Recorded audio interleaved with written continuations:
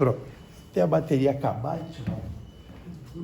nesse viés do atendimento de emergência, é importante deixar claro qual é o conceito de primeiros socorros. Primeiros socorros são procedimentos simples e imediatos prestados por quem está no local da injúria ou do acidente, do que for, com duas finalidades. Finalidade 1, manter a vítima viva. Essa é a finalidade 1. E finalidade 2, evitar que ela piore. Se você pensar assim, tá, mas como é que eu faço para manter uma pessoa viva? Para manter uma pessoa viva, você pensa em 3 coisas. Você pensa em não deixar sangrar, você pensa em manter ela respirando e você pensa em manter o coração batendo. Qual seria o pior cenário? O pior cenário é uma pessoa que não respira e um coração que não bate. Esse é o pior cenário. Dentro do nosso treinamento, a ideia inicial é que a gente consiga fazer uma terapia respiratória e cardíaca para controlar essas duas nuances que são as mais graves numa emergência. Seja essa emergência clínica, seja essa emergência traumática. Toda vez que você vai atender uma emergência, você sempre tem 2 caminhos. Ou eu estou atendendo uma vítima de trauma, ou eu estou atendendo uma vítima clínica. Tá, Fábio, então separa isso legal na minha cabeça. Vítima de trauma. Tiro, porrada, bomba, dedo no olho, tapa na cara, caiu, quebrou, bateu com a cabeça, queimou, asfixiou, afogou. Tudo isso é vítima de trauma. Trauma. Fatores externos que influenciam na vida da pessoa. Isso é um trauma. Qual é o caminho da vítima clínica, Fábio?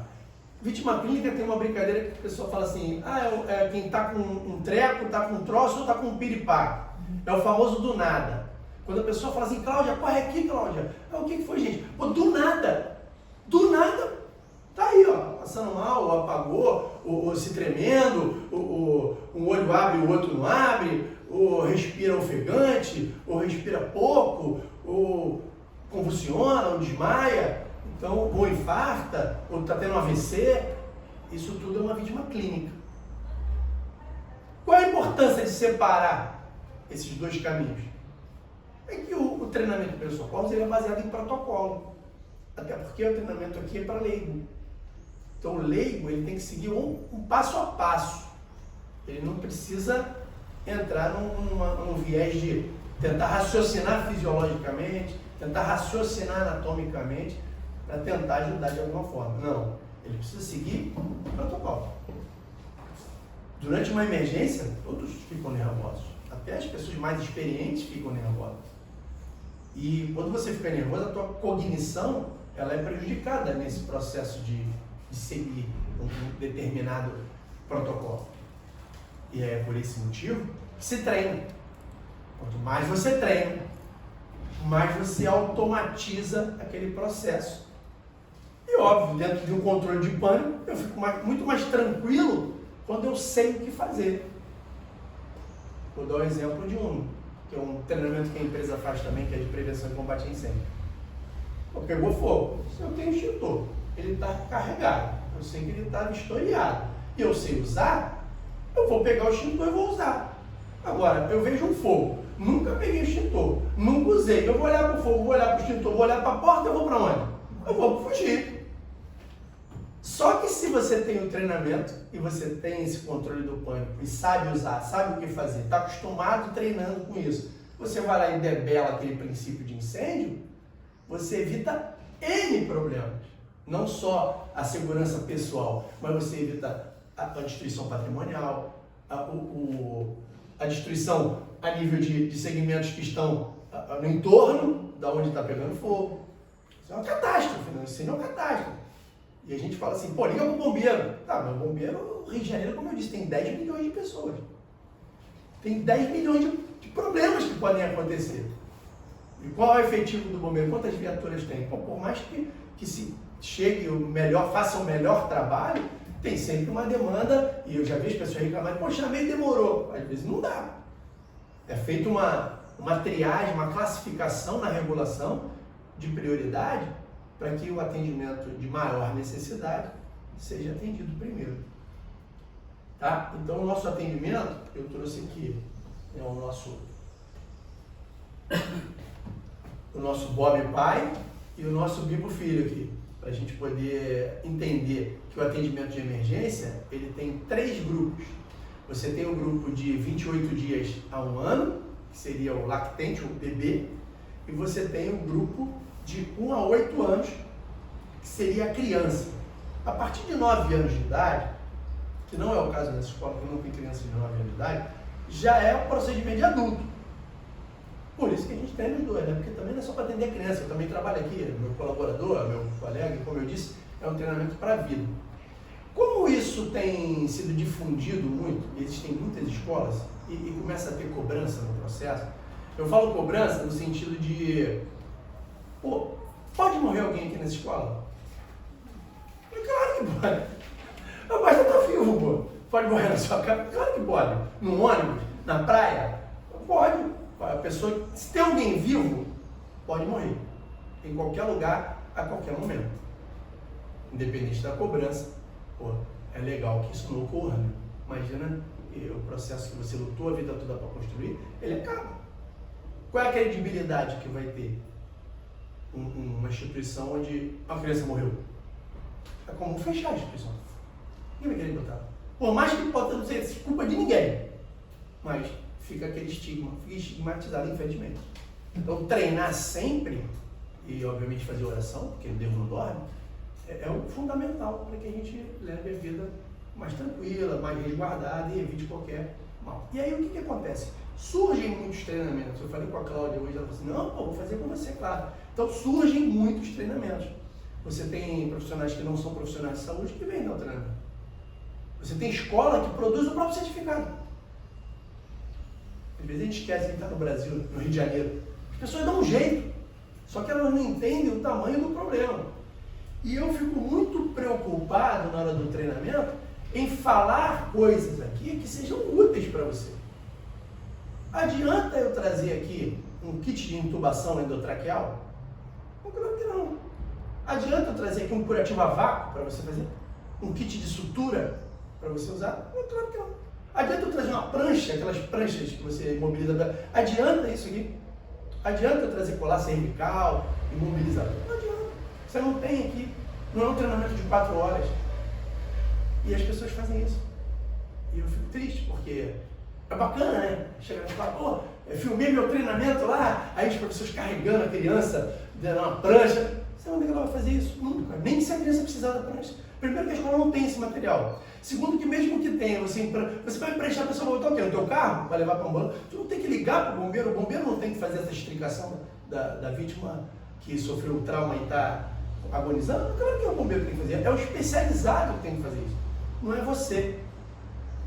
Mas é lógico, eu trago um desfibrilador por 2 motivos, para você entender o final de uma vítima clínica, o pior que ela pode apresentar. Segundo, que a escola pode comprar um desfibrilador, várias escolas já compraram desfibrilador. Eu trago uma máscara de ventilação simples, está ali uma pocket máscara ou um ambu. A escola pode comprar esse material, quer na escola. Então eu trago esse material que dá e mostro como é que é, te ensino, porque são materiais de fácil utilização. São materiais que não requerem treinamento especializado, não requerem um profissional especializado. Ele requer um treinamento simples e você tendo o material você consegue ajudar da melhor forma. Mas 90% do treinamento é na mão e no conhecimento. E principalmente na prevenção, para que nada aconteça. Ok? Então eu vou começar com o Bob pai. E o atendimento, por questões de padronização, ele é feito pelo lado direito de quem sofre. Então tem aqui uma vítima. E o socorrista, quando eu falo isso, ele fica assim, lado direito, ele olha para o braço dele, né? Ele olha aqui para ver qual é o direito. Mas não é o seu, é o dele. É o lado direito dele. Então se você tiver dificuldade assim, você se imagina deitado e aborda. Aí eu recebo aquela pergunta assim, Fábio, se tiver uma parede aqui do lado direito, ficar encostado do lado, aí você vai para o lado esquerdo. Preferencialmente do lado direito. Mas, se não tiver jeito, você vai para o lado esquerdo. Até porque, se eu for revezar para o Matheus aqui uma massagem cardíaca, um RCP, o Matheus está de frente para mim. Ele está do lado esquerdo. Tomás, desculpa. Tomás está do lado de lá, eu estou do lado de cá. Eu não vou fazer a massagem cardíaca e quando o Tomás eu for revezar com você, eu vou parar, sair, você entrar aqui, se ajeitar. Não faz sentido isso. Há quanto tempo o coração fica sem massagear? Então eu tenho que estar de frente para ele, quando a gente for trocar, eu olho para ele no 3. 1, 2, 3 e saio, e a mão dele já está assim, ó. Para o coração não perder o ciclo, o ritmo dele. E o treinamento vai seguir da melhor forma possível. Sempre assim. Hoje tem um plus hoje aqui. Como são poucas pessoas e acaba que a gente consegue um tempo melhor, um trabalho mais rebuscado, eu vou fazer o treinamento de ventilação que eu não faço em escola nenhuma. Então eu vou fazer o treinamento de ventilação com vocês vão aprender a ventilar também. E a Cláudia que já treinou comigo, a pessoa também que treinou comigo, elas não viram isso. Então vocês vão ver hoje como a gente intercala a compressão e a ventilação. Se você se empolgar e quiser comprar uma máscara pocket e deixar aqui, você vai ter uma máscara, uma válvula e o treinamento de ventilação. E esses manequins, eles têm uma interface por Bluetooth. Em tempo real, eu consigo monitorar a tua compressão e a tua ventilação. E ele diz, você está ok? Você não está ok. Entendeu? Você vai sair daqui com a certeza de que consegue executar aquele procedimento. Bom, abordagem à vítima clínica. A vítima clínica é o treco, o troço e o piripaque, é o do nada. E pode? Não sei. E aí você chega na pessoa, lado direito, não é isso? E eu tenho 3 colunas nessa avaliação primária, 3 pilares que eu vou seguir. O primeiro pilar e o mais importante é o da segurança. Segurança é o principal. Quando eu falo segurança, eu falo de segurança pessoal ou patrimonial? Pessoal. Segurança da pessoa. E no atendimento de emergência eu tenho 3 personagens. Eu tenho quem sofre, eu tenho quem ajuda e eu tenho quem atrapalha. Sempre tem 3 personagens num acidente, seja ele qual for. E aí, desses 3, a minha preocupação inicial... Qual é o seu nome? Gabriel. Posso chamar de Gabi? Gabi, você tem a vítima e tem um montão de gente atrapalhando, gritando, filmando, atrapalhando, olhando, simplesmente não fazendo nada e já está atrapalhando. Qual desses 3, Gabi, você iria se preocupar primeiro com a segurança? Comigo? Que bom. Que bom. O primeiro eu. Poxa, Gabi insensível, a vítima ali sofrendo, ela preocupada com ela mesma. Que eu não estou sofrendo. Então eu tenho que me preocupar comigo, que a vítima já está sofrendo. Aí a vítima sofrendo, eu vou lá e sofro também? O que pode acontecer numa vítima que faça você sofrer também? Por exemplo, se ela estiver tomando um choque e você colocar a mão nela, ela está sofrendo, você vai sofrer também. Se ela estiver numa via pública e for atropelada, e você chegar lá sem sinalizar, você pode ser atropelada também. Se você for atender alguém que tropeçou e caiu na escada e for de forma atabalhoada, você pode tropeçar e cair também. Se o chão estava molhado e a criança caiu, você ficou correndo, ai meu Deus, você cai também, ainda cai em cima da criança. Se tiver secreções, se tiver sangue de uma forma geral, se tiver algum tipo de material pérfuro cortante, ou corte contuso, ou de ponta, de alguma forma, e a criança se espetou, se arranhou, se cortou, e você for lá sem uma proteção, você também pode se machucar. Se tiver um vazamento de gás, e tiver todo mundo caído aqui, e você entrar aqui, nossa, deixa eu pegar uma pessoa, na terceira pessoa que você tentar arrastar, você vai cair também. Essa parte é a principal do nosso treinamento, é o cuidado com quem está bem. Se eu estou bem e tenho treinamento, eu sou a pessoa mais importante naquele local, naquele momento. Entendeu, Tony? Muito bom, Gabi. E aí sobraram 2, né? Vou deixar essa para o Tomás. Aí eu tenho a vítima e eu tenho o pessoal que está no entorno. Quem eu deveria me preocupar com a segurança agora? Quem está atrapalhando? Foi bom, Gabi está ligado, Tomás também está ligado. Que ótimo. Quem está atrapalhando. E por quê? Porque se, por exemplo, no meio da rua... Porque também está bem. Fica aí, pessoal. Isso, porque também estão bem. Eu tenho que me preocupar com quem está bem primeiro, porque quem está mal já está mal. É claro que a minha outra coluna é o tempo. E aí você fala assim, pô, Fábio, e o tempo? Desculpa teu nome. Não é Francine. Francine. Francine, o tempo é importante? Muito. Eu não sei te dizer que o tempo não é importante. Eu não sei como botar na sua cabeça que o tempo não é importante. O tempo não é importante. Sabe por que o tempo não é importante?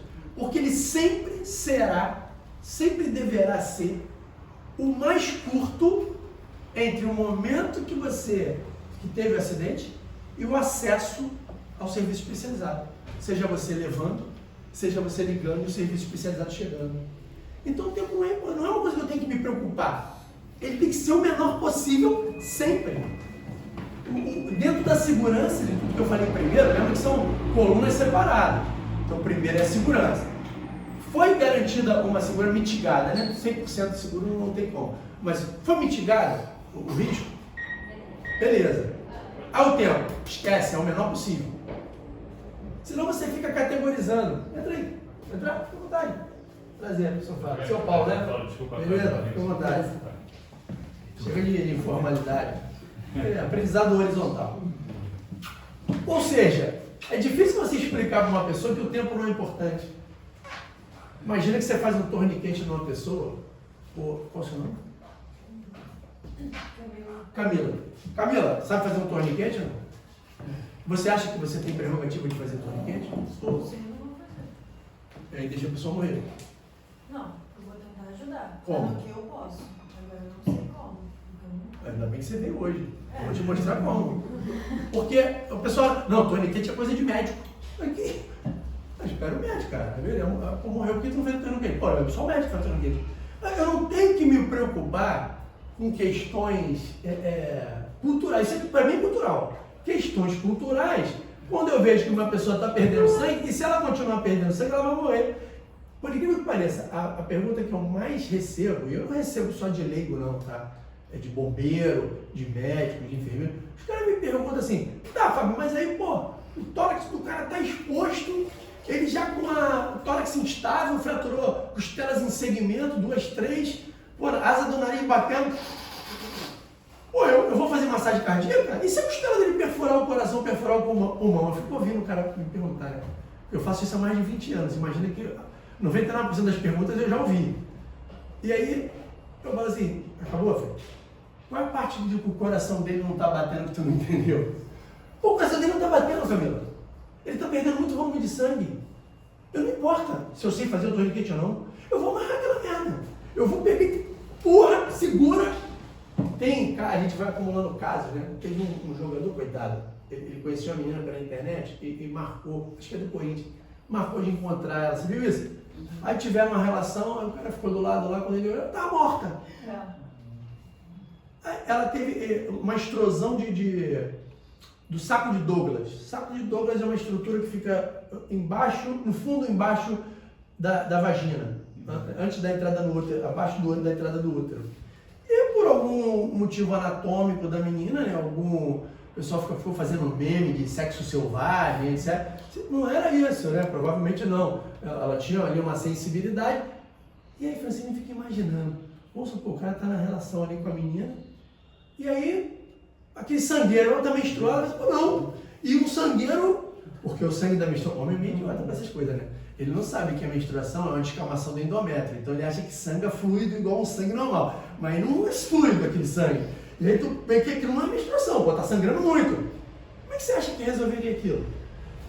Tira a camisa, enfia na vagina e vai empurrando. E vai empurrando, vai empurrando, vai empurrando, segura e grita, e pô, socorro.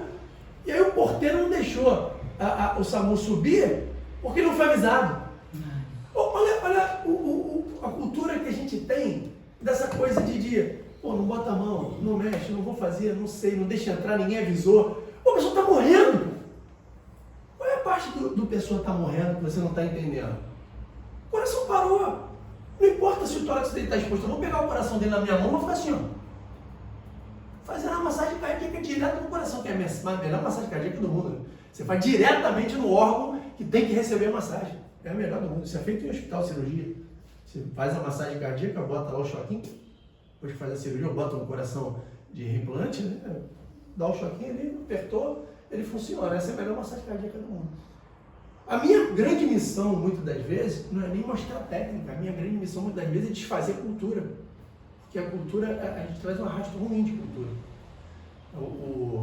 Tá com o bebê novinho lá, né? O bebê, pô, a gente fica, cuidado, né? O bebê aí fica ali, aí a criança vai, aí começa a ter uma secreçãozinha, problema respiratório, aí esse tempo maluco, tá alerta, né? Não chove, o clima tá seco, aí daqui a pouco esquenta, daqui a pouco esfria, a imunidade de ninguém aguenta, que gerando um bebezinho aí que secreção, a criança não sabe assoar o nariz, não sabe escarrar, não sabe cuspir. O corpo tem mecanismos de defesa, né? O espirro, a tosse, o vômito são mecanismos de defesa do corpo.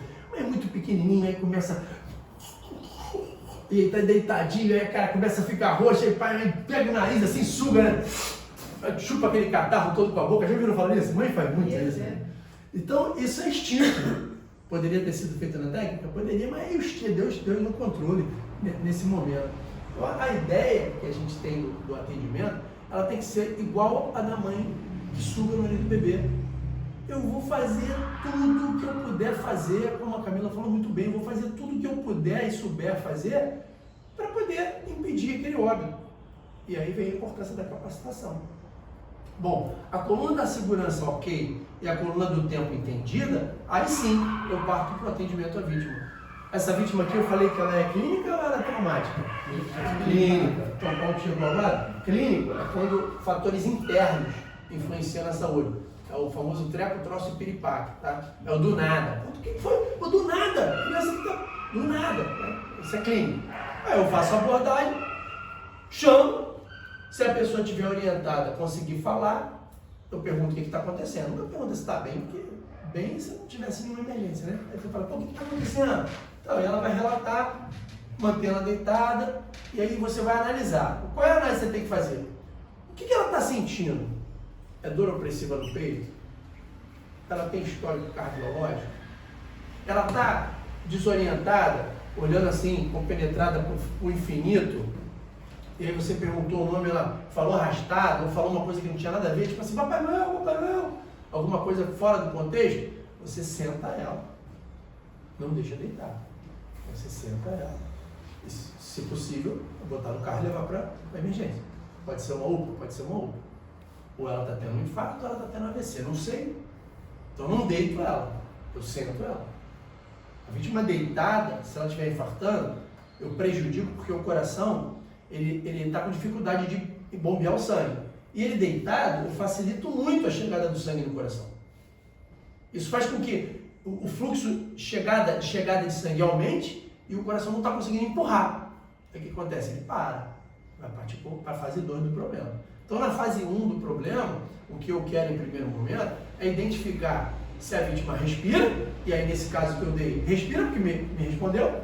Eu quero identificar se ela tem circulação, isso também já resolvi, porque ela tem circulação, não está com dor, não está sentindo nenhum tipo de formigamento, não está com dificuldade de mexer o membro inferior, a pontinha do dedo, a pontinha da mão, está com uma força de pressão boa, aperta minha mão, está com uma força de pressão boa, está orientada, eu mantenho ela deitada. E aí converso com ela, não me alimentei, eu tenho pressão baixa. Pô, alguém tem um esfigmomanômetro aí para a gente poder verificar a pressão? Aí chama alguém, o vizinho tem, aí verifica a pressão, pô, realmente a pressão está baixa, bota um salzinho debaixo da língua, orienta alguém da família a vir para levar ao hospital. Simples assim, entendeu? Agora, se eu observo que a vítima tem desorientação ou alguma coisa relacionada ao coração,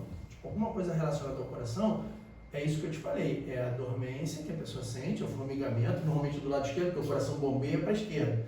Então sente pescoço, membro superior esquerdo, né, dorso aqui atrás. Só que isso, não é só isso que é sintoma de infarto. Uma dor no estômago forte pode ser infarto. Uma queimação no estômago, cara, minha gastrite está atacada, está infartando. Um cansaço atípico. Todo dia eu venho, abro aqui, subo a escada, desço, pego a crina. Aí um dia cheguei aqui, resfolegando, aquela respiração acelerada, cara, não, estou cansado hoje. Pô, dormi bem, sempre raciocinando, pô, dormi bem, me alimentei bem, deixa eu lá em cima, hein? Segundo degrau, tu. Que isso, gente? Pode estar infartando. Não negligenciar é inteligente. É inteligente você não negligenciar essas coisas anormais que estão acontecendo com você. Quem te conhece melhor do que você mesmo? Ninguém. Até porque você vai na consulta médica, o médico pergunta, mesmo, o que está acontecendo? É você que vai ter que dizer. Então, se você tem alguma coisa que está fora do contexto, pô, vá ao médico, de acordo com o que ele te relatar, e aí ele vai entrar com a medicação ou com o atendimento, o procedimento para aquilo que você relatou. Ele não vai adivinhar nada. Aí vai chegar lá e olhar para você, mas ele é médico, não é médium. Ele olha para você, pô, tem isso, tem aquilo, pô, toma, não, calma. Mas tem coisas que você pode olhar. Uma pele fria e pegajosa, você consegue perceber. Você pode puxar e olhar a conjuntiva, se ela está corada, avermelhadinha normal, como tem que ser. Ah, tenho dúvida. Quando chegar lá no espelho, tu olha é tua, que não está sentindo nada. Aí chega na pessoa e faz assim, ó. Nossa, tá pálido demais, gente. Porque por mais que seja branca a pessoa, pode ser muito branquinha, mas aqui tem que estar rosadinho, porque passa sangue, tem que estar rosado. Então você puxou, isso aqui está muito hipocorado, está muito branco, mas não está legal. Dentro de um raciocínio, aí você pode raciocinar em cima disso. Se está hipocorado, o que pode estar acontecendo? Não sei, eu sei que o sangue ali diminuiu, perdeu a cor, ou o sangue ali aumentou, está com o olho muito vermelho, está muito hipercorado, muito avermelhadão, pode estar com a pressão lá em cima. Começa a estourar os vasos no globo ocular. Eu também consigo observar isso tudo é emergência. Você vai levar a pessoa para o hospital. E emergência clínica de vítima que está orientada, que está consciente. Está falando com você e você está olhando. Não custa nada. Vendo se ela melhora, se ela piora. Vou dar o exemplo do meu pai ontem. Ele estava falando com a Cláudia, que meu pai chegou. Pô, ele tava, quando ele saiu do carro da minha irmã, que ele sentiu muita dor, primeira coisa que acontece é muita sudorese. Ele sua muito. E meu pai é friento. Meu pai é friento, velhinho, magrinho, é friento. Pô, tô vendo ele suando horror, e botei a mão aqui, pele fria, pegajosa. Tem dois caminhos. Ou ele tá infartando, ou ele, pela dor, ele tá com o sistema nervoso simpático muito ativo, que é o de luta ou fuga. Tá com dor, luta ou fuga. Aí eu falei, pô, calma, vamos devagarzinho, vou pegar o senhor. Aí peguei uma cadeira, botei ele, sentou na cadeira, eu e meu filho pegamos a cadeira, e a gente levou ele sentado na cadeira, pegou no colo, botou no elevador, dentro de casa, e chegou dentro de casa, ele já parou a dor, na hora, o sudorese parou, viu, filho, tô com frio, aí já vi que secou o suor dele, já botei a camisa dele, melhorou. Fui ver a oximetria dele, ficou muito popularizado o oxímetro, né, na pandemia, 77. Ó, vocês que são leigos, 77 é normal? O que vocês aprenderam com a pandemia com relação à oxigenação? Saturação de oxigênio. Lembra disso? Tem que estar acima de 95. Até 92 o idoso segura a onda. Baixou de 90, tem um alerta. Só que tem um detalhe, né? Quando as pessoas leigas fazem as coisas. Minha irmã já regalou uma olhada. Minha irmã nem é muito leiga, que ela também é da saúde. Ela, nossa, tem que ir para o hospital, está muito baixo. Eu falei, pai, desencosta as costas do sofá, da cadeira. Desencostou. Respira, e ele tem demênciazinha senil, até para ele. Aí ele fazia assim: ó, pai, respira. Ele, não, solta. E é difícil a comunicação, né? Tem que ter muita paciência. Ó, assim, ó, pai. Ele, pô, não me explicou. Aí começou. Aí eu fui monitorando. Aí 80, aí 85, aí 86. Aí daqui a pouco estava 95. Aí tu quer a pessoa deitada, tu botar o oxímetro, vai dar baixo. Corre para o hospital. Não é isso. A pessoa tem que desencostar. Tem que fazer essa hiperventilação, alguns minutos, e aí você mede. Para saber se o problema é cardíaco, se o problema é pulmonar, se o problema é que está com pouca ventilação, com o idoso. Ele já faz essa bradipneia. A criança também. Só que a criança é o contrário, ela faz ataque taquipneia, taquicardia. A criança está sempre com o coração mais acelerado e a respiração mais acelerada que o adulto. E aí tu olha, caraca, o coração dele não está legal não. É normal. Uma criança é normal, está com o coração acelerado. Ok? Mas esses sinais, o outro detalhe é a pressão. Todo mundo já verificou a pressão aqui alguma vez na vida? Não, tipo assim, não é você para alguém verificar não, mas você verificar em alguém? Mas naqueles digitais, né? Não diz, então, para você verificar uma pressão, você tem que pôr a braçadeira e você tem que palpar o pulso radial com 2 dedos. E apertar a braçadeira até você não sentir mais o pulso radial. Quando você parar de sentir o pulso radial, é que você vai botar o estetoscópio aqui e aonde parou no milímetro de mercúrio lá, na pressão, onde parou, você vai apertar até subir no máximo mais 20. Então, por exemplo, eu estou apertando, estou medindo aqui. Foi no 140, parou. Aí o que eu faço? Pego os tetos, coloco aqui na curva do cotovelo e vou no máximo até o 160. Aí depois eu venho soltando e vejo onde começa a bater e não termina de bater. Tu veria eu fazer isso? Difícil.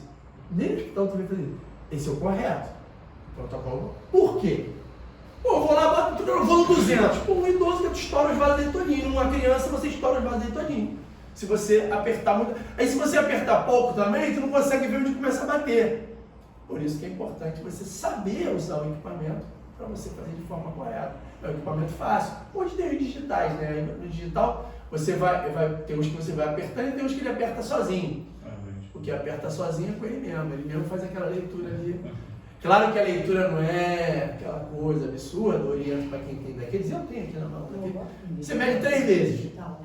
Apesar dela não ser muito precisa, também não vai ser assim, o aparelho está dando 120 por 80 e tu vai medir, tá 200, não vai acontecer isso. Pode ter uma variação de 5 milímetros de mercúrio para cima ou para baixo. Mas enfim, isso é um atendimento clínico para vítima orientada, vítima que está responsiva, está orientada, não tem sangramento, está numa corada, etc. Agora vamos piorar o caso aqui. A vítima ela ainda é clínica, mas ela não está responsiva. Você chamou, e a gente vai fazer isso aqui na prática. Fulano, tá me ouvindo? Tá me ouvindo? Olha a posição, segurando. A gente vai fazer isso aqui, na prática. Ó. Fulano, alguns segundos, 2 segundos, chama 3 vezes no máximo. Não respondeu. Com o conhecimento que vocês têm hoje, uma vítima dessa, você vai dar um diagnóstico, digamos assim, que ela está consciente ou inconsciente? Inconsciente, irresponsiva. Chamei e ela não responde. Então isso é um fato, você vai constatar. Depois dessa constatação, na sequência protocolística do processo, você tem que ligar o 92. 192. Vítima clínica. Ah, Fábio, já sei se foi atropelado no 92.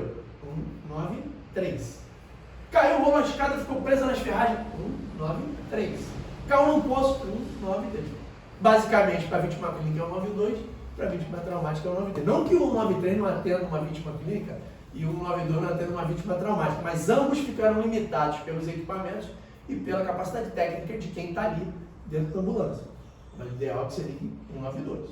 Isso dentro do protocolo. A ambulância chega assim, ligou lá. Brota não, né? Então qual é o quadro que você tem aqui? Uma vítima que está irresponsiva. O próximo passo seria eu determinar a ausência de respiração dela. Como é que você sabe, Camilo, se uma pessoa está respirando ou não?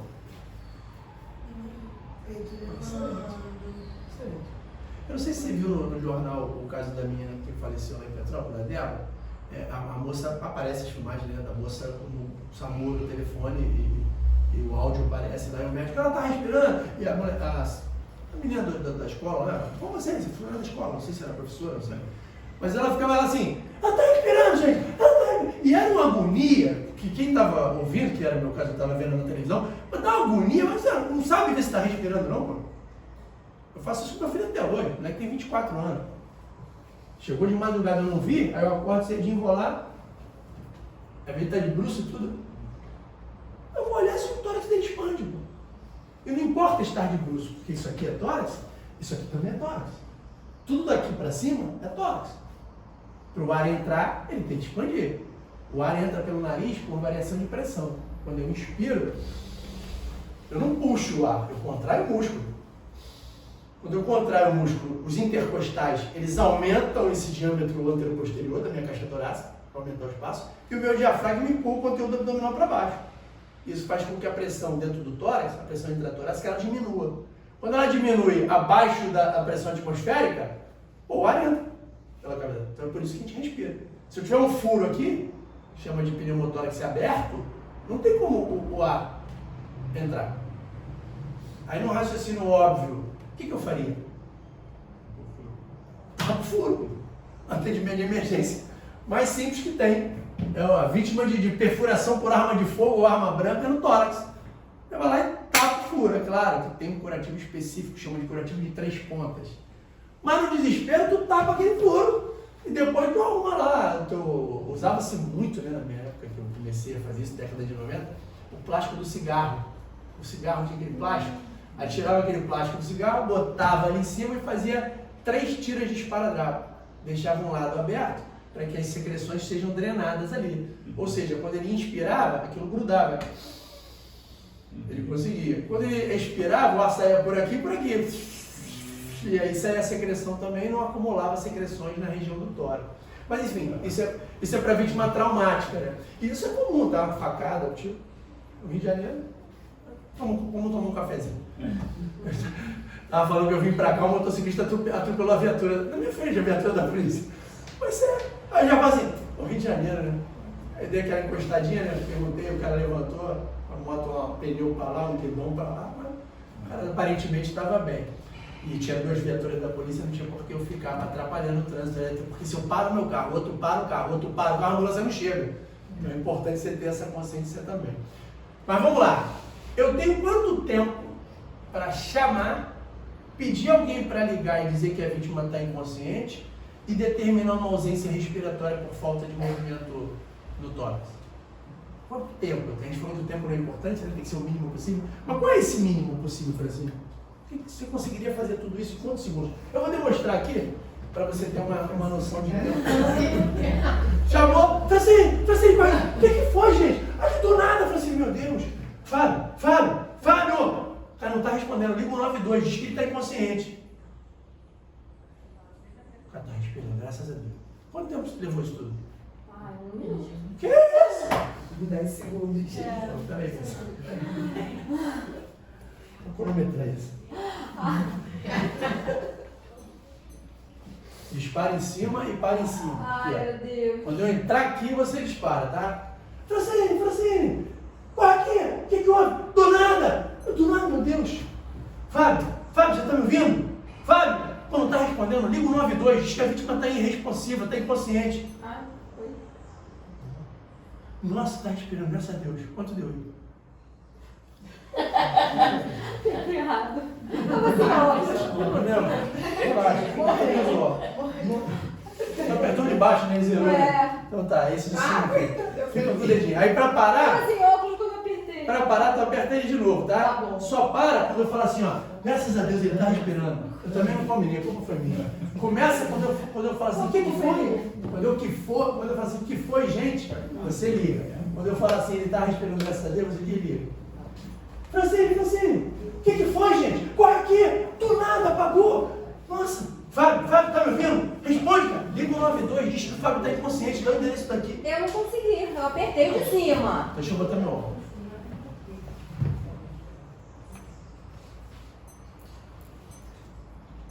Foi de baixo. Ah, que Ó, susto, eu não sou da Jota É de baixo. Civil. Era de baixo. Eu nem pensei, não passou pela minha cabeça. Desculpa, tá? Não passou, não. Vamos lá, no 3, valendo. 1, 2, 3. Francine, corre aqui. O que foi, gente? Não sei, do nada. Ele apagou. Fábio, você tá me ouvindo? Fábio? Gente, não tá respondendo. Liga o 92. Diz que a vítima tá inconsciente. Ah, graças a Deus está respirando. Ele 2. 12. Então você tem até 10 segundos. Né? A legislação, né, o protocolo diz que você tem até 10 segundos para determinar a ausência de respiração. Só que eles não precisam, se são 10 segundos do momento que eu começo a preocupar disso, que eu acredito que seja isso, ao momento que eu falo assim, não está respirando, está respirando. Eu acredito que seja isso.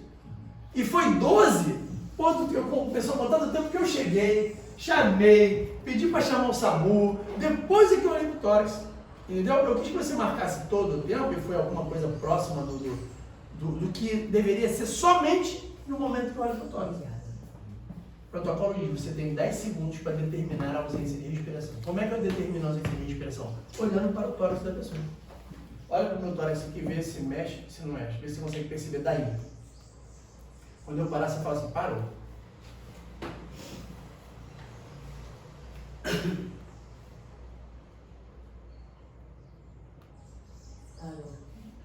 Viu como é que é fácil?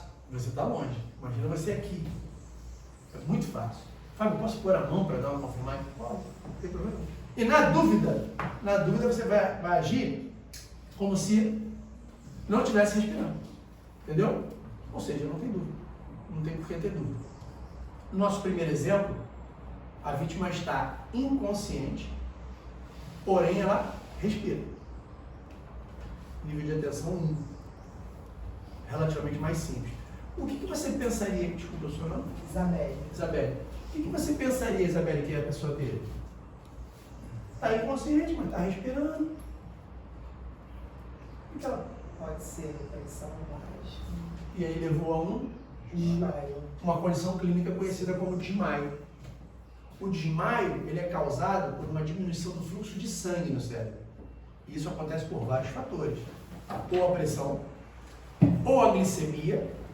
Ela desmaiou semana passada. Foi? E foi por qual motivo? Pressão? Pressão, né?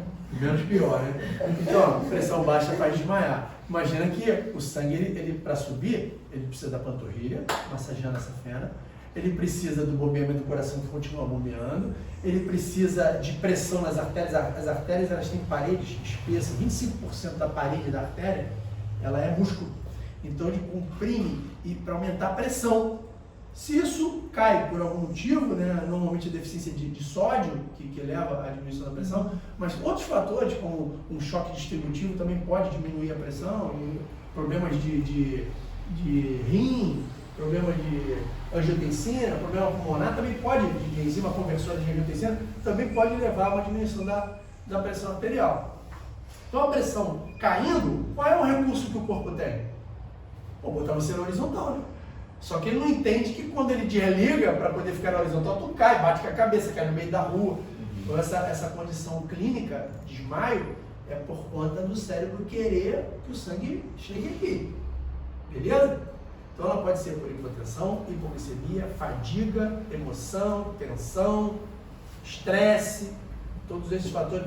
No hospital, hoje muitos hospitais não deixam o pai assistir o parto. Tu assistiu o parto? Assistiu. Eu tirei a criança de dentro da mãe. Poucas pessoas conseguem, porque é muita emoção, né, que é teu filho, e tem uma síndrome chama de hemofobia. A pessoa vê sangue e desmaia. Essas condições são emocionais, pô.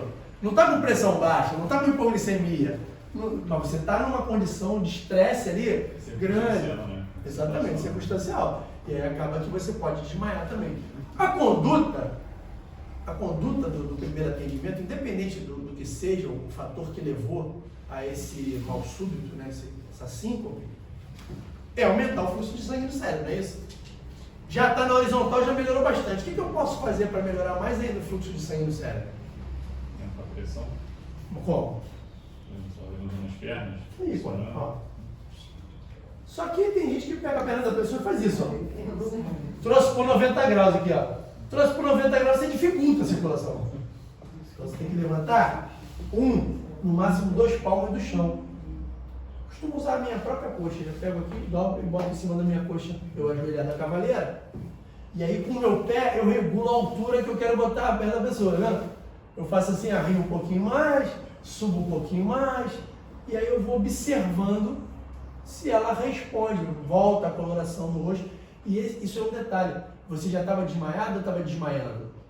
Estava desmaiando, eu me senti, só que eu estava na rua, eu fiquei em pé. Estava na rua, ficou em pé, né? E a primeira coisa que fizeram foi abaixar minha cabeça. Tem uma conduta antiga que você segurava a cabeça da pessoa e pedia para a pessoa fazer força para cima. Foi isso que fizeram? Foi. Melhora, mas é uma conduta antiga. O músculo ele tem prioridade sobre o aporte sanguíneo. Toda vez que você recruta a fibra muscular, o sangue ele vai para aquela região.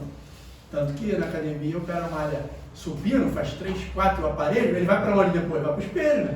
Porque ele nunca mais vai ver aquilo, só naquele momento. Aí fala assim, irmão, grandão, né? Aí dá 10 minutos, tomou um banho, puxou tudo. Foi fazer membro inferior, o sangue já vai para cá. Então o sangue segue o músculo. E esse músculo que faz a extensão do pescoço, chamado de esternocleidomastoide, vulgo ECOM, ele faz esse movimento.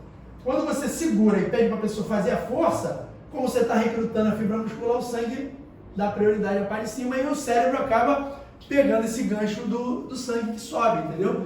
Isso melhora, mas é muito agressivo. Vem pegar a cabeça da pessoa assim. Faz força, faz força. Foi o que fizeram com você, né? Era muito mais fácil deitar aqui. Peraí, ajuda a moça, deita aqui. Bom, pega a perninha dela, levanta. Você chegou a apagar? Paguei. Nem adiantou muito. Só que eu senti, mas eu na rua encostei na parede, mas eu não consegui, eu tentava controlar. Controlar o incontrolável. Foi incontrolável. Quer controlar? Tá sentindo mal? Pele fria, pegajosa, lábio empocorado, deita no chão e bota a perna em cima de um degrau. É a melhor forma de você controlar. Não importa se tu tá no meio da rua, Cinelândia, se tu tá na central do Brasil, deitou, pega o banquinho do engraxate, mesmo outro, você fala que eu vou desmaiar. Já bota o pezinho de cima, você vai ver que melhora na hora. E ficou com pressão baixa por quê? Eu acredito que foi por causa de um remédio. Medicamento. Medicamento. Poxa, E não comia. eu tomei remédio para coluna uma vez, e aí me deu uma dor de barriga, eu fui pro vaso, né? Quando eu sentei no em volta do vaso, uma poça de água absurda. Eu só lembro que eu fiz assim, ó. Eu desmaiei 3 vezes na minha vida. Tomando bezetacil, que eu descobri que eu sou alérgico da pior forma, tomei desmaiei. Eu desmaiei numa formatura do quartel uma vez, eu fiquei lá um tempo, ainda bem que foi treinamento, não foi formatura que é feia, não desmaiei não. Era treinamento. A gente brinca que a perna, os caras levam pra mim e fazem assim, aí ó, esse aqui é porque os caras te pegam de lado e te arrastando, né? E lá no quartel faziam isso, segurava a cabeça e pedia pra levantar a cabeça. Como no quartel fazia isso? E a terceira vez que eu desmaiei foi por conta desse medicamento que eu tomei, foi um Tramal. Tomei para coluna e baixou muito a minha pressão. Eu nem sei se eu nunca mais tomei remédio, mas assim, eu não sei se eu sou alérgico a isso, se foi uma... Agora a penicilina, não. Coitado do Alexander Fleming, né? O cara fez a penicilina com o maior carinho e eu sou alérgico. E detalhe, é o antibiótico de maior espectro, né? Eu já, quando eu tenho um problema que preciso de antibiótico, eu já tenho que entrar no de segunda geração, porque eu tenho energia de primeira geração. Isso é péssimo. Já até pegando esse gancho, a escola ela tem as pessoas falam assim, pô, a escola não pode dar remédio, né, para criança. Não é que não possa, você não leu direito o negócio, não é recomendado. Agora, poder dar você pode, você assume a responsabilidade. Pô, tem prescrição médica? Qual hora que é para dar? Vou dar. Ah, não quero ter esse problema. Algum adulto, não adianta mandar o irmão de 12 anos que eu não vou deixar. Algum adulto da família vem no horário e dá o remédio para a criança. Ah, foi bom você falar, Fábio. Aí outro dia eu fiz um outro curso online. Aí diz que mesmo que um responsável venha dar o remédio na escola, você tem que estar presente, você tem que ver a dosagem, você tem que saber se a criança tomou alguma coisa antes, porque se o pai foi embora, o responsável foi embora, essa criança cai, é a nossa responsabilidade, porque a gente não viu a medicação. Pode esclarecer um pouquinho isso? Eu acho que a dosagem é responsabilidade do pai, né? Sim, mas eu tenho que, se eu disser, vem aqui. Agora dizer o que ele como comeu eu já é legal. disse, vem aqui, pode dar o Tilenol, né? A babada do. Não foi do Daniel? Que veio dar aqui o remédio para ele? É, do Daniel. É, aí deu. Mas eu fiquei aqui. Depois você me lembra que eu mando para você um protocolozinho do que você precisa saber antes. Tipo assim, ele tomou algum outro remédio? Pergunta se ele tomou algum outro remédio antes. Ele está tomando algum outro remédio junto com esse? Com esse. Ó, o que ele comeu, aí você vai relatar o que ele comeu, como ele se comportou, e você vai perguntar a ela se ele tomou algum outro remédio ou se toma algum outro remédio junto com aquilo que você anota. Isso, fica registrado. Fica registrado. O responsável precisa assinar isso? Não, né? Porque você anota. É informal, você já vê assim, ó. Ah, porque na escola devem ter dado. Não foi na escola, não. Eu perguntei, ela falou, tomou. Até porque aconteceu um caso nisso numa escola, desse grupo aí mesmo, da Cláudia, que a gente faz parte, aconteceu numa escola. Não foi da Cláudia, daquele, depois eu te falo, aquela da Mas é grave isso, assistência é uma coisa médica, grave. tá? Tipo urmos, não é urmo, koala. Aham. Koala. Aconteceu numa escola isso, da criança, se a pessoa ter dado remédio, depois a criança passou mal, depois a pessoa que deu disse que não deu, porque o pai estava separado da mãe, queria... O celular agora é fácil, né? Filma. Filma, né? Tá bom. Tá. Meu pai veio aqui, ó, Tá, na escola, tá bom, tá. um clipezinho de 1 minuto, é mais do que suficiente. O farmaco, de um benefício para o corpo de um farmaco virar uma droga em potencial prejudicial e até muitas vezes fatal, é um pulo. Sim. É um pulo. Então o medicamento ele tem que seguir as recomendações médicas e as recomendações do fabricante. E existem sempre dosagens que são dosagens de medicação que elas são até preventivas. O cara ainda é mais cuidadoso nessa dosagem para que possa não interferir a criança. Tem gente que tem mania de dar antibiótico. Tudo dá antibiótico. A gente tem uma criança, vamos falar, uma criança que ela tem um quadro sério de alergia, ele pode ficar com o lado fechado, então ele já tem a medicação na mochila, mas só... É adrenalina? Caneta de adrenalina? Ele fica com, não, qual o nome? Ixizine. Então não é tão grave, fica vermelhinho. Se for, porque assim, se ele comer amendoim, é um treco, ela diz, ele morre. Então tá aqui escrito, ele não pode amendoim, pasta de amendoim, não pode cereal, não pode, tá tudo ali, tudo bem. Eu dou uma consultoria lá no Pássaro Azul, tem caneta de adrenalina, o menino. Ah, sim. É mais grave, né? Porque o dele é alergia a leite. E ele faz o edema de glote mesmo. Ele não precisa tomar o leite. Se alguém tomar leite e falar perto dele, a respiração dele seca. Então ele tem a caneta de adrenalina. Eu fui lá, né? Dei um treinamento para a pessoa, lá o médico já tinha prescrito. E é uma caneta. Tem um processo que está para autorizar o uso da caneta de adrenalina para transeunte. Eu também vi. Tá para autorizar isso. Hoje você tem a utilização de caneta para transeunte só de duas coisas, de insulina e de naloxona. A insulina é para o diabetes, né, que come insulina, e a naloxona é para opioide, pessoa que está em droga, está em overdose, você usa naloxona. Tem drogado que tem a naloxona. Quando ele entra, ele mesmo aplica nele mesmo, porque é autorizado o uso da naloxona. E agora está nesse processo para a adrenalina. A adrenalina é o último recurso para alergia. Então, no caso de alergia grave, você injeta uma caneta, tá na coxa, por cima da calça, o que for, e a quantidade já é certa, você injeta a adrenalina. A utilização do antibiótico, não sei se vocês sabem disso, mas ela tem assim, gerações, né? O antibiótico tem a primeira geração, que é a penicilina, que ele tem um amplo espectro, a maioria das bactérias, das famílias. O pessoal fala cepa, mas cepa é meio chulo, né? Ouviu falar isso na pandemia, né? porque a cepa é um termo chulo. São famílias de bactérias que a maioria delas elas são resolvíveis com a penicilina. E aí tem os medicamentos de segunda, terceira e quarta geração. E eu já ouvi as pessoas falarem, eu tomo logo de quarta geração, que aí já resolve logo. O que ele não entende é que, por exemplo, vamos supor que as cadeiras sejam bactérias. Aí tem a família das verdes, a família da azul, a família da laranja, a família da preta, e aí beleza. Aí começa com a penicilina, aí matou a verde, matou a azul, tá tomando a penicilina certinho. Só que tu esqueceu um horário de tomar, ou atrasou, ou pulou um dia, era de noite, esqueceu, só deu no dia seguinte. Aqui, tô dando tiro aqui, tô matando, ela tá fraca, tá morrendo. Essa aqui tá fraca, mas não tá morrendo. Essa aqui nem sentiu esse primeiro tiro, mas tá meio preocupada. Aí eu parei de dar o tiro do antibiótico, esqueci, essa aqui já, cara, não são tão bravos assim não, já começa a crescer. Aí a outra fala assim, isso é mole pra te derrubar. E aí eu vou começar a tomar. Essa aqui, isso agora virou suco pra mim. E já não tá mais sentindo. Essa aqui, então, coitada.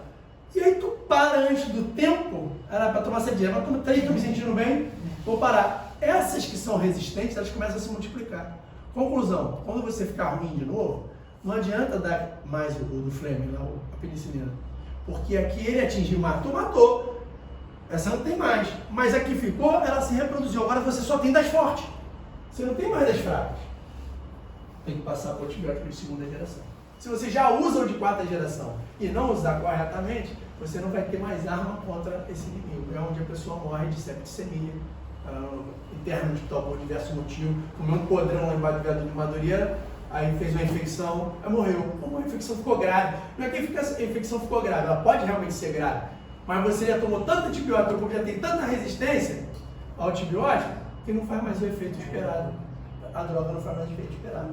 Então, toda vez que for usar antibiótico, tem que ter muita seriedade, principalmente criança pequenininha, evitar o máximo dar. E se tiver que dar, começar sempre do de primeira geração e amplo espectro, e aí vai evoluindo. Nunca esquecer o horário, nunca atrasar, nunca parar antes do ciclo. A gente bota até para despertar. A gente bota para despertar antes, para na hora em Mas um raciocínio errado, né? A pessoa acha assim, não vou dar muito antibiótico pro meu filho, não. Passou 7 dias, vou dar só 3. Não pode. Tem que seguir o ciclo. Então, dentro da nossa vítima aqui, que ela é uma vítima inconsciente que respira, meu nível de atenção é o primeiro, eu levanto a perninha, ele abriu o olho, beleza, vou manter a perninha no alto. E se não abrir o olho, Tomás? O que você faria assim, hoje? A ambulância não chegou ainda. Tá todo mundo em volta ali rezando todo mundo reza. Não tá responsivo. Não tá. Levantou a perna, não funcionou. Não funcionou. Quer dizer, funcionou em parte, né? Você melhorou o fluxo, mas não foi o suficiente para ele recobrar o sentido. Então o problema não é especificamente pressão. Não resolveu muito. Tomás já tem um raciocínio. Ele faz física médica, o Tomás. Já tem um raciocínio diferente. É legal isso, você pensa mesmo nessa parte aqui, a parte investigativa, né? Eu voltei para a faculdade, eu não falei isso, porque eu estou fazendo enfermagem. Ah, é? Que perdido, enfermagem. É claro que eu só tiro 10, né? Porque eu estudo. Né? Pessoas de hoje não estudam. Pessoal de hoje, meus colegas de turma não estudam. Nem vão à aula. É. Turma tem 50, na aula tem 10. A no dia da prova tem 70. Mas não é possível, não conhecer essas pessoas, só vai pra fazer a prova. Aí tem macete, consegue a prova na coordenação, tem um esqueminha lá que compra a prova. Rio de Janeiro, né? Mas você não estuda não, tá? O que tu acha? Pode ajudar ele, Paulo. Não, tá falando assim, então a origem é outra, né? Porque não é uma questão de pressão, né? Então, quais podem ser as outras? Aí eu acho que vou chamar de Emocional, que também resolveria com relação da perna, mas tem uma outra que eu falei. De AVC. Não, tem uma outra condição que eu falei que ele leva de maio, que não tem a ver com pressão. Alérgico? Lembra? Eu falei, de maio pode ser por hipotensão, pode ser por... Aí depois... Não, trauma não. É clínica, condição clínica. Emocional. Quando a pessoa paga por trauma, não é de maio. Entendeu? É concussão, bateu cabeça, papá. Eu falei 5 coisas. Então, eu falei 5 coisas. Eu falei hipotensão, falei estresse, tensão, emoção, falei né? Fadiga. Todas essas resolvem com a elevação do membro inferior. Tem uma que eu falei que não resolve e vou te dizer que é a mais importante. Tem 3 coisas que matam uma pessoa clinicamente. Não. Tem 3 coisas que matam uma pessoa clinicamente. 3. Uma é a hipotermia. Se a temperatura baixa de 35, a pessoa morre. A outra é a desidratação. Perder 10% do líquido corporal, você morre. E a terceira é a hipoglicemia. São 3 fatores que levam ao óbito. Como você não tinha comido, a manobra não adiantou. Você estava com a glicemia baixa. E aí a glicemia abaixo de 40, ela leva ao óbito. Pressão baixa não leva ao óbito. Qual é a ideia então? Chamei, não respondeu, liga para o 92. Olhei para o tórax, respira. Enquanto a pessoa está no 92, ligando, eu já vou dar o diagnóstico da respiração. Se não respirar, eu vou dizer, diz que não respira e começa a massagem cardíaca. Se ele respira, levanta a perninha. Não foi essa a sequência? Se abrir o olho, eu pergunto o que houve, mantém a perninha no alto, mantém ele ali. Se ele não abrir o olho, eu corro na cozinha e pego o açúcar, glicose. Se for a pressão, a perninha suspensa resolve. Depois você pode complementar com sal para melhorar o perfil, se conseguir medir. É mesmo o diabético, assim. O diabético é quem desmaia por hipoglicemia. E as pessoas ficam assim, ó, não dá açúcar não, ele pode ser diabético. Aí o pessoal do lado quer, nessa gente, tu quer dar o quê? Pô, tem que dar sal se a pressão baixa. E se ele foi hipertenso? Tem uma discussão dos transeuntes entre o açúcar, se o cara for diabético, e o sal, se for hipertenso. Minha filha já conseguiu salvar a avó dela, faleceu, mas assim, depois de um tempo internada. Só que ela fez o procedimento que eu não sabia, que foi justamente esse. A avó era diabética e ela de madrugada correu, pegou deu açúcar. Só que ela prendeu no escoteiro, não? Tem outro patamar, tá quase médico. O cara ele é muito magro, porque ele é resgatista, rapeleiro, sobrevivência na selva. Pô, o escoteiro é top. Quando você vai administrar o açúcar, ele tem que ser administrado do seu dedo para a gengiva. Então você abre o lábio assim, ó. Açúcar. Não põe o seu dedo depois do dente da pessoa, mas é na gengiva. Eu vou botar mais um pouquinho. Bota mais um pouquinho. Aí mantém ali, é o que você consegue fazer. Nunca deixe de olhar para o tórax. Vou monitorar sempre o movimento torácico, para eu constatar que eu estou atendendo uma vítima inconsciente que respira. Isso é uma condição clínica de atendimento. Inconsciente que respira. E o atendimento para inconsciente que respira é esse: elevar membro inferior e administrar açúcar na gengiva. Simples assim. Você pode partir desse pressuposto, tipo assim, essa situação que a gente trouxe aqui. Primeiro ponto, tentar aumentar a pressão, aumentar a perna e tal. Inverter a pressão. Não respondeu, hipoglicemia, a segunda hipótese. Aí é sempre isso. Porque a hipoglicemia mata. Então, não há dúvida, eu vou. Se eu consigo medir, eu tenho glicosímetro, eu tenho aparelho de pressão, eu já vou saber qual é o problema e eu salvo o açúcar. Entendeu? Mas se eu não sei, eu vou no açúcar. Só que eu não posso deixar a vítima aguardando socorro assim, né? Eu tenho que pôr ela de lado. Então eu ponho a pessoa para o decúbito lateral esquerdo, pego o braço esquerdo dela e junto aqui na orelha. Braço é esse segmento aqui, só. Ali, eu vou aproveitar aqui para a gente identificar um pouco, porque é muito ruim você falar e você não sabe a espalhou. Aqui, Gabi, é uma lesão onde? Se bater com isso aqui. Isso caiu, bateu com isso aqui. Vai falar que bateu com a... Não precisa nem ser tão específico assim. Ah, bateu com a cabeça. Então, bateu um com o outro assim, pá, cara. Ih, bateu com a cabeça. A cabeça. Tudo isso aqui é a cabeça. Deu com a cara, não chegou a cabeça. Bateu de lado. Pô, lesão na cabeça. Porque o importante é o cérebro. É o encéfalo. Então, tudo aqui envolve o encéfalo. Lesão. E aqui? Pescoço, lesão no pescoço. É grave porque tem carótida, tem jugular, tem nervo vago e dos dois lados. Tem carótida, jugular e jugular. Carótida. Tem uma música do Roberto Carlos que fala sobre isso. Estou entre a carótida e a jugular. Eu sou o nervo vago. Essa música é um do lado do outro aqui, ó. Só uma lesão aqui importantíssima. E se for aqui? Tórax. E se for aqui, já aprenderam hoje. Falei hoje, é o quê? Tórax anterior, tórax posterior. Compromete o quê? Uma lesão no tórax? Qualquer lesão. Viu que eu falei do tórax instável? A aba da nariz foi assim, ó. É muito engraçado. A pessoa fratura 2, 3 costelas, já vi isso acontecer no futebol. Caiu, fraturou 3 costelas, você vê que deforma um pouco um dos lados, e a asa do nariz foi assim, ó. Batendo. Aí, caraca, tá com tórax instável. E detalhe, essa é uma condição, fratura de costela, é uma condição única que você vira a pessoa para cima de onde está machucado. Você tem que deixar o lado machucado pressionado. Porque o movimento inspiratório não pode parar. O que eu faço é diminuir onde causa dor nele, né? Até tem uma recomendação de saco de areia. Esse foi um manual antigo, né? Pega um saco de areia, como se uma vez, pega essa areia aqui. Eu tenho saco de areia. Até tem uma obra aqui na frente que daria para a gente encher uma bolsa de mercado. Ele fala, bota saco de areia, né, dos dois lados, para diminuir a expansão torácica. Ele vai fazer uma respiração mais bradipneica, mas vai manter a respiração sem a dor, né? Então essa questão do tórax instável e fratura de tórax, costela, sempre desse lado. Se a lesão for aqui, foi aonde, Camila? Abdômen. Abdominopélvica. E aqui, todo mundo sabe essa aqui. Eu tô com uma dor na lombar. Os rins ficam na lombar, sabia disso? Os rins são retroperitoneais. Traz. Que é uma grande de futebol, você fica virado de frente, não de costas. Exatamente. Aqui os rins tem uma... Esqueci o nome da manobra. Você bota o braço assim, faz assim, ó. É um soquinho. Corre, que é cálculo renal. Não é coluna. Porque a pessoa diz, tô com uma dor na coluna. Aí tu vai aqui do lado. Então, meu irmão, tem gente que desmaia. Perde as pernas. Ai! Hospital, RN. Não é coluna. A coluna não dá esse tipo de dor localizada. A coluna sempre irradia a dor, assim, megamento. Agora aqui você pode chamar de bacia, pode chamar de quadril, pode chamar de pelve, pode chamar de cintura pélvica. E aqui é importante porque o corpo de um adulto ele tem de 5 a 6 litros de sangue.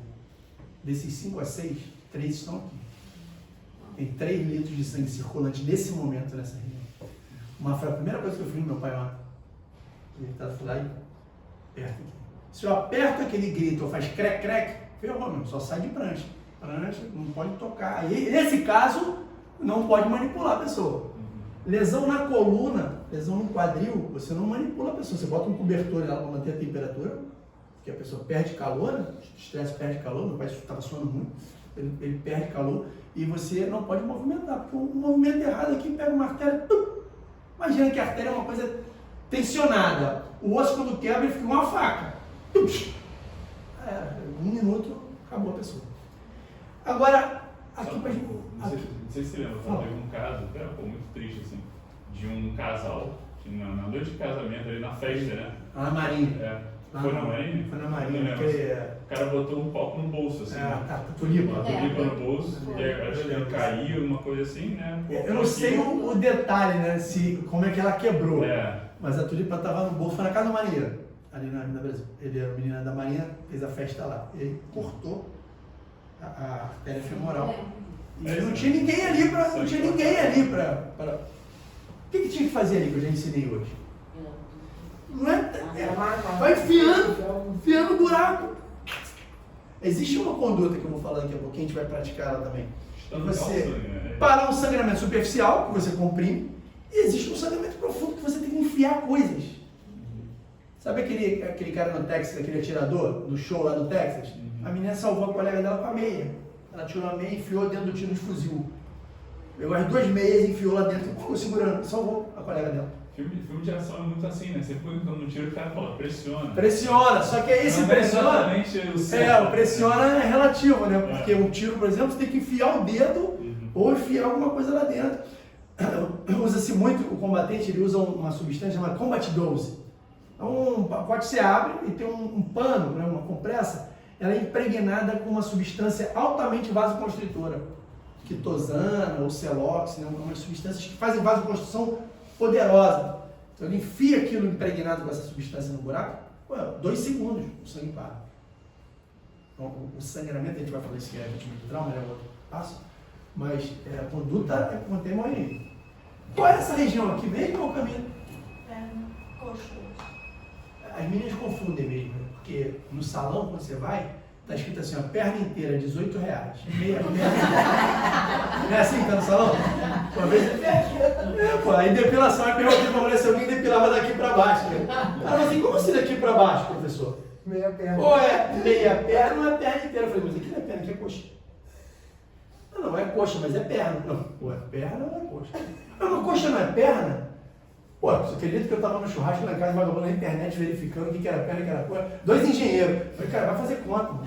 Pô, vocês não vão entender nunca. Pô, isso aqui é coxa, tu come perninha de galinha? Tu come coxinha de coxa. E aqui é a perna. Aí tu bota, mas aqui é o quê? Ah, aqui é a panturrilha. Não, panturrilha é o músculo. E aqui é o quê? Não, aqui é canela. Não, aqui é perna. A perna tem a tíbia, tem a fíbula, tem a panturrilha, são as estruturas da perna. A coxa tem a musculatura, os adutores, o reto femoral, o vasto lateral, a musculatura do quadríceps, tem as musculaturas posteriores, que é o bíceps do femoral, semimembroso, semitendinoso, tem o fêmur, tem a artéria femoral, tem a veia femoral, tem tudo isso aqui. Aonde? Na coxa. A região é da coxa. O tronco principal do sangue é arco aórtico, aí a aorta vira assim, para cima vem 2 carótidas e 2 subclaves, que é tórax superior e membro superior. As 2 subclaves fazem 2 vertebrais, que se juntam, viram uma basilar, aí essa basilar a parte posterior do cérebro, e as 2 carótidas a parte anterior do cérebro. Esse é o tronco para cima. Para baixo é a aorta torácica, passou no diafragma, a aorta abdominal, chegou na cicatriz umbilical, ela vira ilíaca.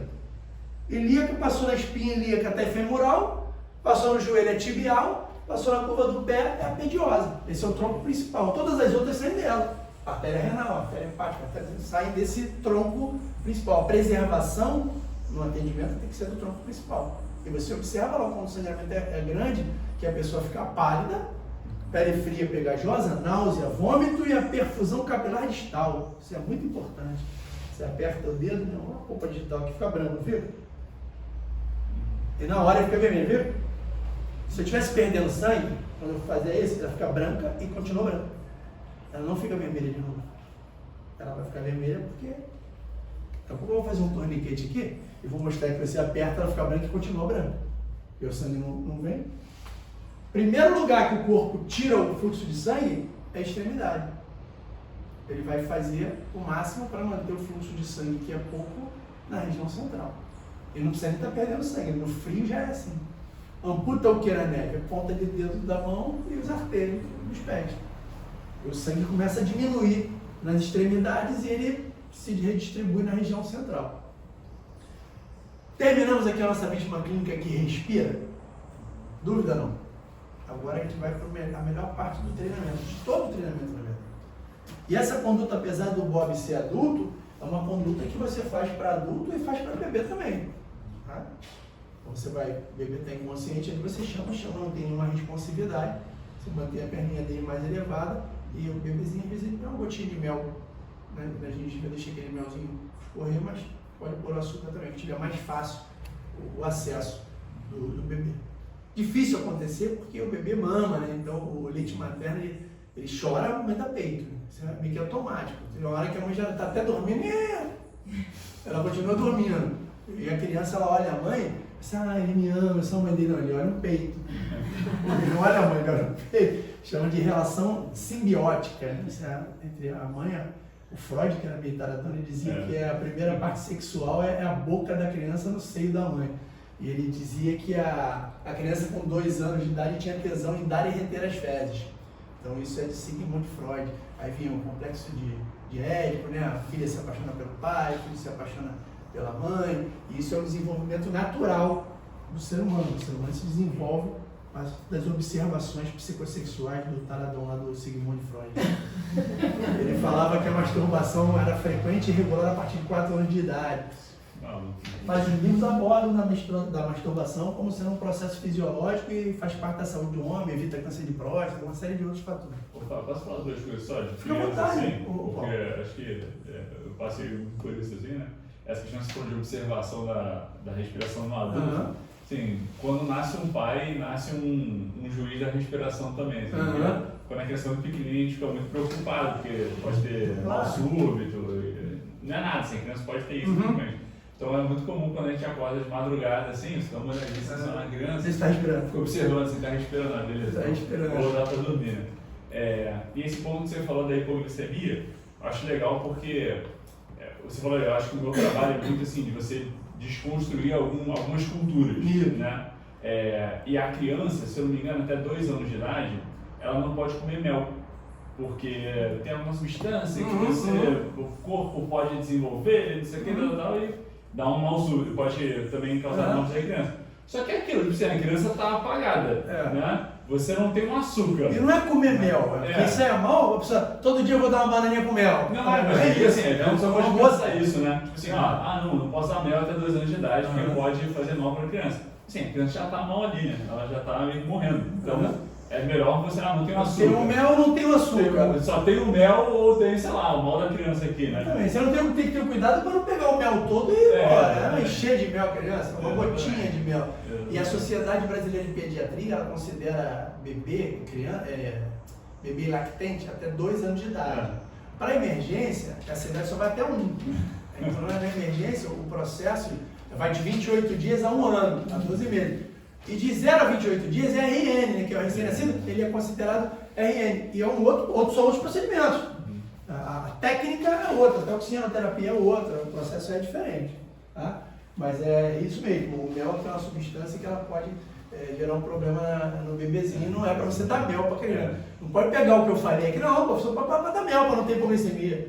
Inclusive deixei bem claro que a criança não tem hipoglicemia porque ela mama, né? O leite da mamãe até 1 ano ele supre bem a necessidade da criança. A criança ela é vigiada, ela é monitorada, ela tem horário para comer. Não é você que saiu, não jantou, aí está em Madureira, 200 graus comprando presente de Natal, com 1 milhão de pessoas no metro quadrado, o sol dilata as veias, a pressão cai, tu não comeu. Ou seja, tem uma hipoglicemia intensa. É uma mistura de coisas, né? Então, a criança é muito difícil você fazer um atendimento de hipoglicemia num bebezinho. Ok? Então vamos lá para nossa vítima aqui, é tudo igual. Só chega aqui, olhou para o tórax e não respira. Entendeu? Aí o olho arregala, Gabi. O pelo faz assim, ó. Teu coração acelera, fala, ferrou. Não respira. E aí você vai aprender hoje o que você tem que fazer. O que você tem que fazer? Tu não é do tempo do poço, né? Eu sou do tempo do poço. O poço, e no meu tempo do poço, a bomba não era elétrica. Hoje ainda tem poço, mas tu liga a bomba. O coração ele tem a parte elétrica e a parte mecânica dele. Então vamos supor que esteja ligado elétrico. Então ele está lá, recebe o sangue pelo lado direito e impulsiona o sangue pelo lado esquerdo. Recebe o lado direito automaticamente, elétrico. Ele faz 60 a 100 batimentos por minuto. E vai, o nosso nó sinatrial, que é o marca-passo natural, ele fica lá, jogando aquele impulso e ele vai, parou! Parou! eu me reporto lá ao sítio do meu avô, lá de Sepetiba, que era assim, ó. E a água vinha? A água vinha? A água começa a gotejar. Bota o balde. Aí eu parava aqui para pegar o balde. Cadê a água? Aí tinha que voltar lá. A água vinha? A água vinha? Aí começava a pingar, vem, eu largava aqui de novo. Ou seja, é igualzinho impostando esse repetido do meu avô. Eu aperto. O sangue já chegou aqui? Aperto. Ele já chegou aqui? Não, aperto. Pera. Vai chegando. Aí esqueci de prender o cabelo. Aí eu vou de novo. Aí tá indo. Chegou lá. Chegou. Ih, tô pagando um cofrinho aqui, peraí. Aí eu... Não, chegou. Pô, tira esse garoto daí, cara, tá pra botar o carro passando. Aí eu... Ou seja, qual foi a massagem que eu fiz? É nenhuma. Porque toda vez que o sangue chegava, quando o neurônio ele falou assim, chegou! Eu parei de fazer, pega. Voltou o sangue todo. Então, uma vez que você inicia uma manobra de RCP, você não para a manobra, você não interrompe a manobra, você não se desconcentra, você faz visão de túnel. Você fica ali como se aquilo fosse o propósito da sua vida, da sua existência naquele momento. Ué, Fábio, mas pode interromper sim? Pode. Em alguns casos, na hora, por exemplo, da desfibrilação. Chegou um desfibrilador. O aparelho vai falar assim, não... Esse aparelho aqui, ele faz o quê para ele dar choque? É para dar choque. É corrente elétrica. É choque. Você administra o choque agora, ele fala, aperte o botão agora, é choque. E ele fala para você, antes de dar o choque assim, não toque o paciente. Você vai ficar com a mão? Olha que tem gente que fica. Deixa eu ver, isso é besteira, choque à toa, vou fazer massagem enquanto dá o choque. Vai dar o choque. O brasileiro ele é muito assim. Ele gosta de pagar para ver as coisas, né? Eu falo, meu irmão, não bebe e dirige, cara. Se beber, tu perde refém, tá maluco, cara. Morreu. O brasileiro adora essas coisas de que sim. Deixa eu testar. Não entre, mais de ressaca, tá lá um maluco lá. Não entre, cara, que ressaca. Que esse ressaquinha boba. Ressaca eu também filme de vez em quando. Vou lá, eu de ressaca, mais de ressaca, tudo a ver. O ser humano ele é muito esquisito, cara, tem que ser estudado. Bom, quando o aparelho fala não toque o paciente, eu não toco. Afaste-se, mantenha-se afastado, administre o choque agora, beleza, bom, deu o choque. Reinicia a RCP. Aí, o aparelho mandou reiniciar. Se o cara que dá o choque e tira o choque, mandou reiniciar, eu reinicio. Isso tem muito a ver com segurança, né? A minha empresa é de saúde ocupacional e segurança do trabalho. Então eu trabalho muito com isso. Já cheguei aqui, já vi que o extintor está alto demais. Tem algumas que eu não tenho marcação no chão. Então a gente tem um olhar clínico, para que eu já fui ver se está dentro da validade, está na validade, está funcionando. Então a gente tem um olhar clínico para essas coisas. Só que as pessoas, elas, principalmente quem está no lugar, né? Quem trabalha, quem fica no lugar, quem estuda, perde essa noção do que tem que ser feito e o que não tem que ser feito. E no Brasil o troço é tão absurdo que, por exemplo, quem tem carteira de motorista aqui? Pegou meu? Não pegou? Vamos supor que tenha um acidente aqui na vida, né? Vamos para cá. Tem um acidente aqui. Ou tem que trocar teu pneu, ou parou por enguiçou. Tem um triângulo no carro, tem? Obrigatório, né? O extintor é obrigatório no carro, mas o triângulo é. Você vai ter que botar o triângulo lá, não vai? Qual é a distância? Boa pergunta. Aí eu te pergunto, Paulo, isso é uma coisa importante para quem dirige? Mais importante que te dar a chave. Eu acho que se a pessoa não souber isso, não tinha nem que pegar a chave do carro. Porque se você vai botar em risco a sua família, a minha família que eu estou vendo atrás, você vai botar em risco a família do carro do lado, que não tinha nada a ver, que eu fui desviar e ainda bati no outro. Olha que loucura. Mas por que a gente não sabe isso? Por que os motoristas não sabem isso? Porque a gente não tem essa cultura prevencionista de segurança. Não tem. Esquece, não tem. Só é empresa grande. Na Vale, se tu não descer o corrimão com a mão no corrimão. Cara, o nome é corrimão. Quando eu descer aqui é para pôr o quê? O pé? Nada. Não, é para pôr a mão. Se você descer um corredor, um corrimão na Vale, uma escada e não tiver a mão no corrimão, você é demitido por justa causa na hora. Quem vê na hora, técnico de segurança já pega, RH, acabou, não tem que discutir. Se você entrar na empresa com o carro sem cinto de segurança ou embriagado, você é demitido na hora. As culturas boas, a gente tem que pegar. Aí a gente cria cultura aqui de Botar tudo americanizado, né? O Brasil adora. Tem uma agora na emergência chamada Stop the Bleed. Pô, tu tem Stop the Bleed? O cara perguntou, tem Stop the Bleed? Fiquei pensando, pô, Stop the Bleed, não sei muito inglês, mas pô, foi parar o sacramento, né? O que é ter o Stop the Bleed? Pô, o curso, cara. Mas não é o de hemorragia, de conter hemorragia? É, pô, agora tu só pega e tu Stop the Bleed. Falei, que diabo? Aí, pô, é do Colégio Americano de Cirurgiões. Falei, pô, que diabo é isso? Aí fui pesquisar. Aí tá lá, Stop the Bleed é uma campanha nacional para que o transeunte contenha hemorragia em qualquer caso. Teve um acidente aqui, tu saiu da tua casa, tu viu? Aí eles ensinam a fazer o torniquete, ensinam a conter... Não, mas isso aí já indo na aula, cara. Qualquer curso de socorro tem Stop the Bleed. Não, agora eles exigem um curso específico. Agora tu vê. Aí beleza, vou fazer um curso. Cliquei lá, faço o curso agora, do American College. É em inglês, beleza. E assistindo o vídeo, acabou o vídeo, passou outro, é animado. Aí faz 3 perguntas do quizinho, respondi, imprima seu certificado. Imprimi. O brasileiro vende o curso. Aí nego faz o curso e apresenta o certificado, mó orgulho, né? Aqui, ó, pô, eu tenho Stop the Bleed. Então o brasileiro ele é muito focado nas coisas americanas, mas que não tem a ver com prevenção, tem a ver com ação. O brasileiro gosta de ser herói, pô, eu salvei, sou o pica da galáxia. Ele não é o cara que protege, ele é o cara que quer mostrar que ele é capaz de fazer algo sensacional. Isso é muito triste, né? Porque você querer que alguém se machuque, só para você mostrar que você sabe fazer o procedimento, é muito triste.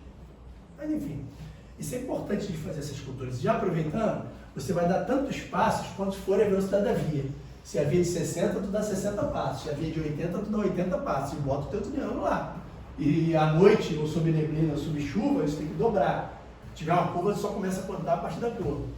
Então assim, eu tenho certeza que ninguém bota na distância Você certa. tem certeza? Absoluto. Eu pergunto isso em todas as turmas, mas ninguém sabe. Não bota porque não sabe. E a gente fala assim, 5 metros, 10 metros, 30 metros. Eu perguntei pra menina assim, quantos metros tem essa sala? Uns 12. Falei, meu Deus, é melhor tu nem pensar em metro, porque tu não sabe nem quanto é metro, tem um bagulho. Pô, se eu tenho cada passo, eu tenho 1 metro, você tem uma mais ou menos, né? Vai variar de pessoa para pessoa, claro, mas uma média de 70 centímetros a 1 metro. Alguns com 50 centímetros, 30 centímetros. Mas nada aqui, estou dentro da lei, né? Dei lá o meu espaço, tem uma margem de segurança, obviamente. E quando eu trabalhava na ambulância, ainda tinha isso. Tu passava pelo acidente com a ambulância e queria bufetear a ambulância. O cara não sabia que eu fazia o retorno e parava a tantos metros de distância para começar a sinalizar para eu poder parar ali. Senão eu coloco minha vida em risco também. Então isso aqui é importante. Bom, não respira, não tem movimento torácico, o protocolo é compressão torácica. Região hipotenar da mão dominante, eu sou destro, né? Então eu vou usar minha mão direita. Bem no osso externo da vítima. Você teria uma canetinha peluda, doutor? Tá, por favor? Vou marcar aqui para você entender. O osso que tem no meio do peito aqui, ele é chamado de externo. É externo com S. Ele é o nome do osso. Eu já vi até em prova de concurso, o cara botou com X lá, teve que anular a questão. Mas esse osso se chama externo. Ele vai aqui do nosso supraesternal até o apêndice tifoide, que é uma prominência óssea. Eu tenho aqui embaixo. Acho que dá. Já deu.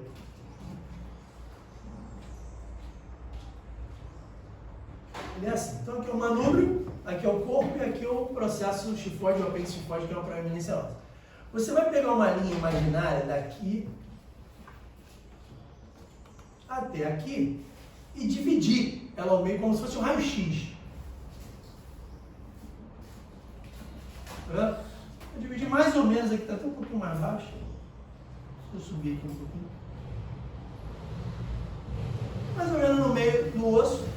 E eu vou comprimir essa região aqui, ó, na porção inferior do osso. O coração ele é do tamanho da mão fechada. Está aqui da segunda costela até a sexta. Ele fica aqui assim. Então eu vou apertar a parte de baixo, chama de ápice, apesar de ser a parte de baixo, né? No coração o ápice é embaixo. O pulmão, todas as outras estruturas, o ápice é em cima. O coração, como é o posto de maior pulso, o ápice do coração é embaixo. Então eu vou apertar exatamente no X aqui. E apertar quanto, Fábio? Se a vítima for de 9 anos para cima, eu aperto 5 centímetros de profundidade.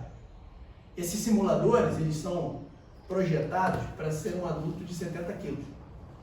Então aqui você vai ter um adulto de 70 quilos, onde você vai fazer a compressão e ele vai fazer um clique, ó.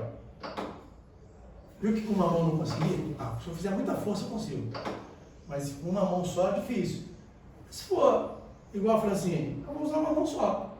Mas se for igual ao Tomás, eu vou ter que entrelaçar o dedo da minha outra mão, esconder ele para não machucar a costela e usar as duas. O cara mais forte, tá malhando, ele falou. Então, apesar da glorice aqui tá parecendo magrinho, mas ele tá malhando. Observa que o meu cotovelo, ele fica esticado. Observa que todos os meus membros superiores, tanto o antebraço quanto o braço, eles ficam perpendiculares ao chão, tá vendo? Para que o movimento seja vertical. Qual é o erro comum que acontece na compressão? Erro comum você ficar aqui, que é a carga você dá na diagonal, não dá no coração. Erro comum você flexionar o cotovelo. Eu nem consigo fazer, mas tem gente que fica assim, ó. Então não pode, não aguenta, você não aguenta nem 2 minutos. Então, o movimento é de quadril. Eu ponho o meu peso, para isso eu tenho que estar encostado nele. E um outro erro muito comum e muito grave é você afundar os 5 centímetros e não deixar o tórax dele voltar aos mesmos 5 centímetros. Se eu afundo os 5 centímetros, apertei lá os ventrículos, né? Lembra da bomba do sítio do meu avô. Aí o sangue sai do ventrículo esquerdo para o corpo e do ventrículo direito para os pulmões para oxigenar de novo. Só que eles saem simultaneamente, faz assim, né? Então, se eu aperto e o sangue sai, eu tenho que tirar praticamente a minha mão para o ventrículo relaxar e o sangue cair e encher de novo. E aí eu faço a segunda dieta. Se eu fizer isso... Ué, mas eu estou estalando, está indo no 5 centímetros. Tá, mas você não está deixando o tórax dele voltar à estrutura normal para poder o coração encher de novo para eu poder fazer uma nova injeção. Então, são os 3 erros mais comuns. Você ficar afastado de diagonal, você flexionar o cotovelo e você não deixar o tórax dele voltar. É isso que você vai observar. E como eu disse, nesse manequim ele dá a nota, né? Ele dá uma nota para a tua execução e que vale ponto para a sua prova. Tem prova? Eu falei não. Mínimo 7. Se dá 7, a gente vai ter que treinar de novo. Ela na faculdade não passaria. Ah, é? Não estuda. Pô, na minha turma, eu já fiz isso lá. Você acredita que eu faço isso há mais de 20 anos? Os professores, eles dificilmente tiram abaixo de 90%. Dificilmente tira menos de 98%, 99% de acerto. Os professores. Na minha turma, se teve 1 ou 2 que passou de 90%, foi muito. Aí você, minha turma, detalhe, a maioria já é técnica, mas já trabalha que está mais de 10, 20 anos. Então é essa galera que você pega aí quando você vai, que nego reclama, né? Pô, cheguei no escritório, não treina, não trabalha com isso, não gosta. Também é uma outra cultura que eu não vou ficar falando, senão que vou ficar dando aula. A gente que é da parte pedagógica, o profissional de educação física, ele é da área da educação e ele é da área da saúde. Então eu trabalho com a parte pedagógica e trabalho com a parte de saúde. Eu sei exatamente como se ensina, como se aprende, essas nuances de progressão pedagógica, aprendizado, e a cultura ela influencia diretamente nisso. Criou-se uma cultura ruim para o técnico de enfermagem, que é um profissional de grande competência, é claro, que não são todos, né? Tem sempre um profissional que se destaca. Aí existe uma regra que você vai levar para a vida agora. Essas válvulas são esterilizadas, tá, gente? Uma regra que você vai levar para a vida chamada regra de 90%. Já ouviu falar disso? 5% das pessoas, seja para qualquer coisa, ou para fazer serviço de casa, ou para ser profissional, 5% delas é muito ruim, não serve para nada. É aquele que se você precisar dele, ele vai piorar o problema que tem. 90% das pessoas são ruins, médias e boas. 5% das pessoas são excelentes. O que você tem que levar para a sua vida é qual é o tipo de pessoa e qual é o tipo de profissional que você quer ser, qual é o tipo de pai ou qual é o tipo de amigo que você quer ser, qual é o tipo de filho ou de irmão que você quer ser. 5% que não presta, 90% de repente eu fico ali na média, ou de repente um bom irmão, um bom pai, ou você quer estar nos 5% dos excelentes. Isso o Bernardinho já fala, né? Se você pegar um mendigo e falar assim, cara, tu quer ser bem-sucedido, quer vencer? O cara vai dizer que quer, lógico. Mas tu quer se preparar para isso? Então a vontade de se preparar tem sempre que sobrepor a vontade de vencer, senão não funciona. Não faz sentido nenhum.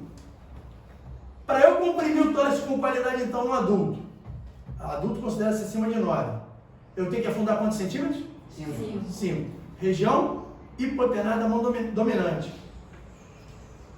E na porção inferior do osso, como é que é o nome dele mesmo? Externo com S. Muito bem. O que faltou então? O ritmo. Faltou o ritmo. É assim? Ou é assim? Ou é assim de 3 em 3 talvez? 1, 2, 3. Seu coração bate assim? 1, 2, 3. 1, 2, 3. Não, né? Não? Então o ritmo tem a ver com música, não tem? Ah, é a música que você Música. ensinou. E a gente tem uma musiquinha que ela tem um ritmo, que é o creu. Conhece o creu? Conhece o creu? Aí a menina falou assim, professor, essa é da antiga. Eu falei, não, da antiga tu vai escutar já já. Creu pra mim é novo. Pra você, tipo, mas pra mim creu é uma coisa nova. Aí eu peguei 5 velocidades lá, né? Creu velocidade 1, 2, 3, 4, 5. Aí a 1, obviamente, né? Creu, não dá. Aí a velocidade 2 era creu, também não deu. Quando cheguei na velocidade 3, bateu o ritmo recomendado pelo American Heart Association, que é o creu. E aí o 4 já ia fora, creu. E o 5 pior ainda, creu, pior ainda. A gente convencionou então o creu velocidade 3, que ele está entre 100 e 120 batimentos por minuto. É mais de uma por segundo, é bem rápido. Mas não pode ser mais de 2 por segundo. Aí a menina que estava na turma uma vez falou assim, professor, você que esqueci, esse negócio de criar uma coisa antiga. Bota aí um Baby Shark aí que fica legal. Aí eu fui pesquisar. Aí comecei a treinar no Baby Shark. Baby Shark, Baby Shark. O que você percebe do Baby Shark? Baby Shark, para o creu velocidade 3. Creu. O que você percebe? O Baby Shark é mais rápido ou mais lento? Mais rápido. O Baby Shark, o BD, tem 120. Quando você faz reanimação, você está tensa ou está calmo? Quando você faz esse manual, está tensa ou está calmo? A tendência de quem está tenso é acelerar ou diminuir? O 120 para tu errar é um pulo. Então, o creu velocidade 3, como tem 107, mesmo que você joga ele com 110, 112, até 115, você está dentro da faixa. O Baby Shark, você joga para cima de 20, 120, 125, 130, não é que você não comprima e abra. Você comprime tão rápido, também não dá tempo de encher para você apertar. Tem que ter um tempo. Apertou, soltou, encheu, apertou, soltou, encheu, apertou, soltou. Então, o creu velocidade 3 vai ser a musiquinha que a gente vai usar. Não, né? Horrível, né? Então, eu vou te dizer uma música que é velha. Essa é velha, porque é do meu tempo, década de 60, 70. Que é o Stand Alive do Bee Gees, conhece? É aquela música assim, ó. Eu só sei essa parte, tá, gente? Como eu só sei essa parte da música, eu preferi o creu.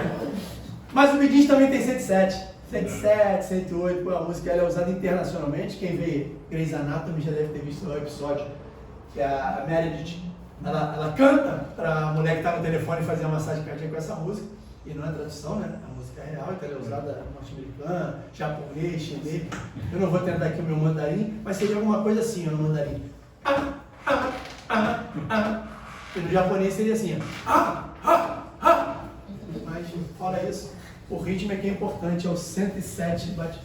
Tá rindo por quê? Isso é engraçado. Como a gente fez. Sabe que eu tirei a barba? Eu estava barbudo até ontem, que eu gravei uma peça com o colégio, que eu era o velho do Rio. Eu estava com a barba igualzinha do Tomás, até ontem. Aí eu, de noite, eu falei assim, vamos fazer minha barba, que amanhã eu vou de barba feita. Dúvida aqui? É para ter uma dúvida, que tem uma coisa que eu não falei. Porque assim, beleza, isso tem o estímulo, vamos dizer, né? Mas aí, como é que faz essa compensação com a respiração? Vamos chegar lá, já. A recomendação do colégio americano é que o leigo faça só compressão.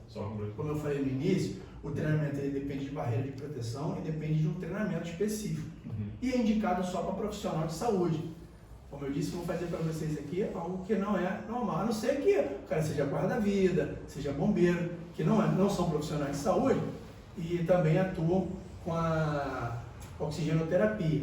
As pessoas até falam assim, não, cara, o bombeiro vem aí para dar aula de pressão. O bombeiro não é profissional de saúde, a não ser que ele seja um enfermeiro do bombeiro. Eu tenho um primo que é médico do bombeiro, só que ele é ginecologista, ele jamais vai vir dar aula de primeiro socorro, porque não faz sentido nenhum um ginecologista, um dermatologista, um neurologista, um ortopedista da aula de primeiro socorro. A não ser que o cara fale de lesão traumato-ortopédica, o outro fala de lesão neurológica, o outro fala de lesão intravaginal, e aí perfeito, né? Agora, para essa emergência de abordagem cardíaca, tirando o cardiologista e o médico emergencista, o restante é o enfermeiro, né, que é o especialista nesse primeiro atendimento.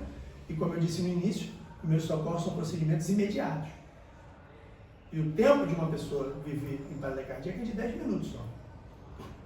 E viver, tipo assim, a cada 1 minuto você perde 10% de chance de sobrevivência. Ou seja, passou de 5 minutos, o coração não está batendo, se você iniciar a RCP, você tem 50% só de chance de salvação. O que faltou informar é a profundidade que eu aperto se ele for menor de 8 anos. Porque de 9 para cima são 5 centímetros, né? Não mais do que 6. E de 8 para baixo? É de 1/3 a metade do diâmetro desse gradil costal dele aqui. Tá vendo esse botão? Esse botão está na metade, é 1/2. Então é próximo do botão ou no máximo no botão. Não vou usar ele na minha mão, né? Vou usar o meu dedo médio e o meu dedo anelar. Por que o médio e anelar? Porque o meu indicador ele vai na direção do mamilo. Como é um bebê, esse aqui é um simulador de compressão física de um bebê de 9 a 12 meses. Como ele é um bebê, eu vou usar, não tem mama, então é fácil, eu aponto no mamilo a direção da minha falange distal do dedo indicador, e aí do lado dele eu estico o meu dedo médio anelar e boto no meio do peito, é no mesmo osso, tá? Externo. E o meu indicador aponta para o mamilo. Então essa é a posição. Aí a partir daí eu protejo aqui a cervical dele até para me dar um apoio e... Opa, mas esse aqui vai arrebentar com o meu dedo aqui, não vou aguentar muito tempo. No treinamento a gente vai fazer 10 compressões assim. Depois a gente vai continuar fazendo 20 com os 2 polegares. Ah, mas aí como é que eu vou marcar o mamilo? Não precisa mais, porque você iniciando assim, você já vai deixar a marca. Ela vai ficar vermelhinha, ele vai ficar fundo, independente até da cor da pele. Mesmo que seja negro, você percebe a diferença da cor onde você aperta. E aí, eu sei que eu sou daltônico, eu não vejo vermelho, e mesmo assim eu vejo vermelho, não sei como. Mas eu vejo vermelho isoladamente. Eu treinei para identificar um normo corado, por exemplo, né, um hipocorado, uma pele perenniada. Eu treinei para ver isso. Então, ó, aí assim o detalhe aqui é que você não faz isso, ó. É só isso aqui, ó. Só o polegar afunda. Dúvida não? Então a gente começa aqui o show, né? E aí eu vou lá. Por um acaso, eu tenho equipamento de ventilação aqui. E eu sou profissional de saúde. E eu sou treinado para fazer isso. Então, se eu sou treinado e eu tenho equipamento, eu vou intercalar minhas compressões com as ventilações. Como eu faço isso? Como é uma vítima clínica, eu já comecei nas compressões. Vou contando. 1, 2, 3, 27, 28, 29, 30. Eu posso usar o ambu, que é a bolsa de ventilação, acoplo essa curva menor do nariz e a maior é na mandíbula, aqui embaixo. Acoplo, selo, faz o C da sobrevivência, inclino o pescoço para trás, olha para cá. Cadê que bom? Vai fazer na prática todo mundo. Ambos ou só os aqui? Hã? A gente os 2 movimentos ou só esse aqui? É só assim. Só ventila aí.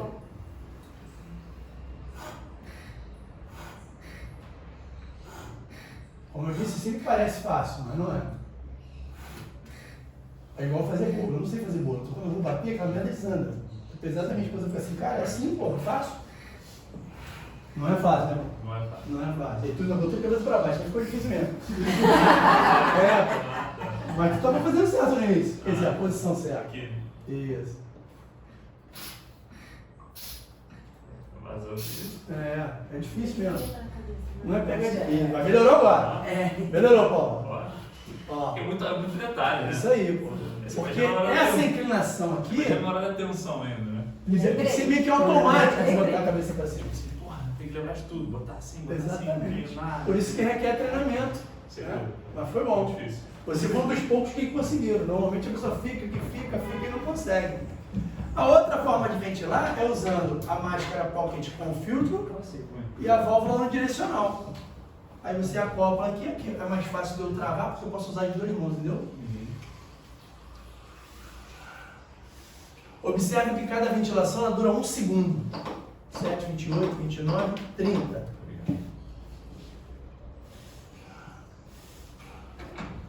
27, 21. Eu vou intercalando 30 compressões e 2 ventilações. Só tem um caso que faz 15 compressões e 2 ventilações.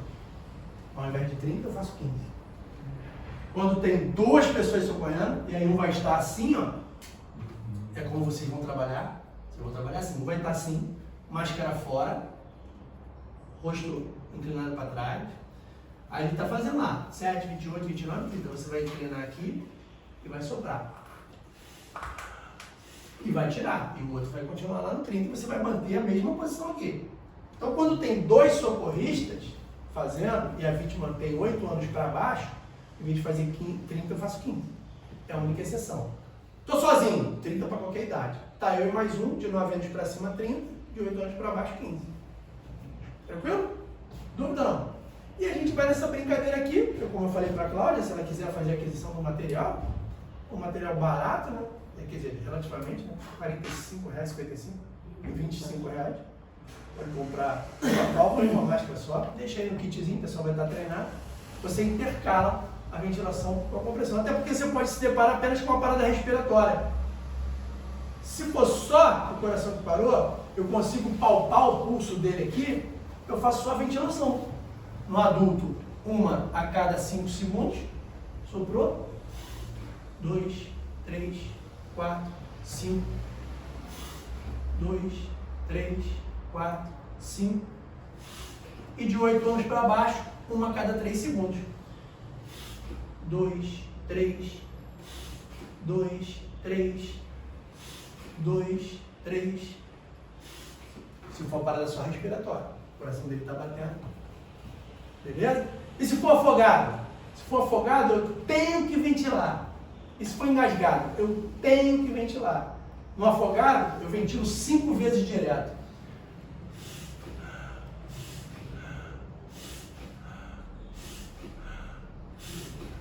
Depois eu vou para o 30.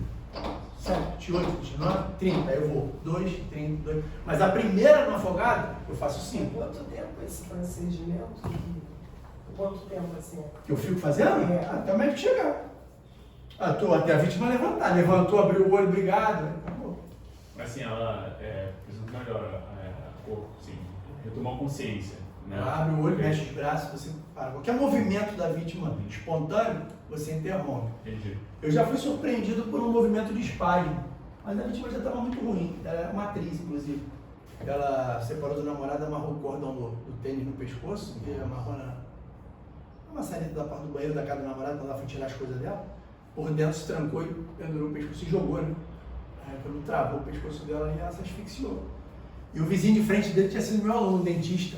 Aí ele me ligou, era um condomínio do lado do meu, eu fui correndo lá, ele já estava fazendo já há algum tempo a massagem, o bombeiro ainda não tinha chegado. Mas tinha muito vômito.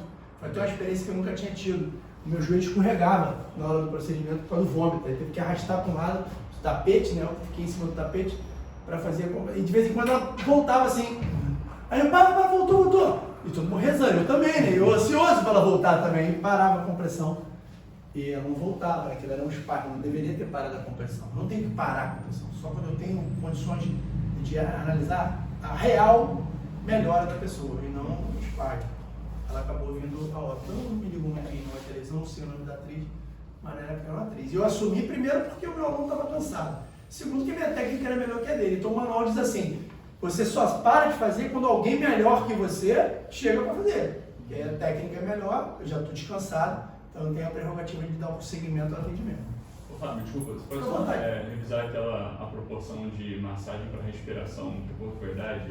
Isso, de 9 para cima, se tiverem 2 pessoas socorrendo, você faz 30 compressões e 2 ventilações. Se tiver uma pessoa socorrendo, é 30 para 2 também, só que qualquer idade.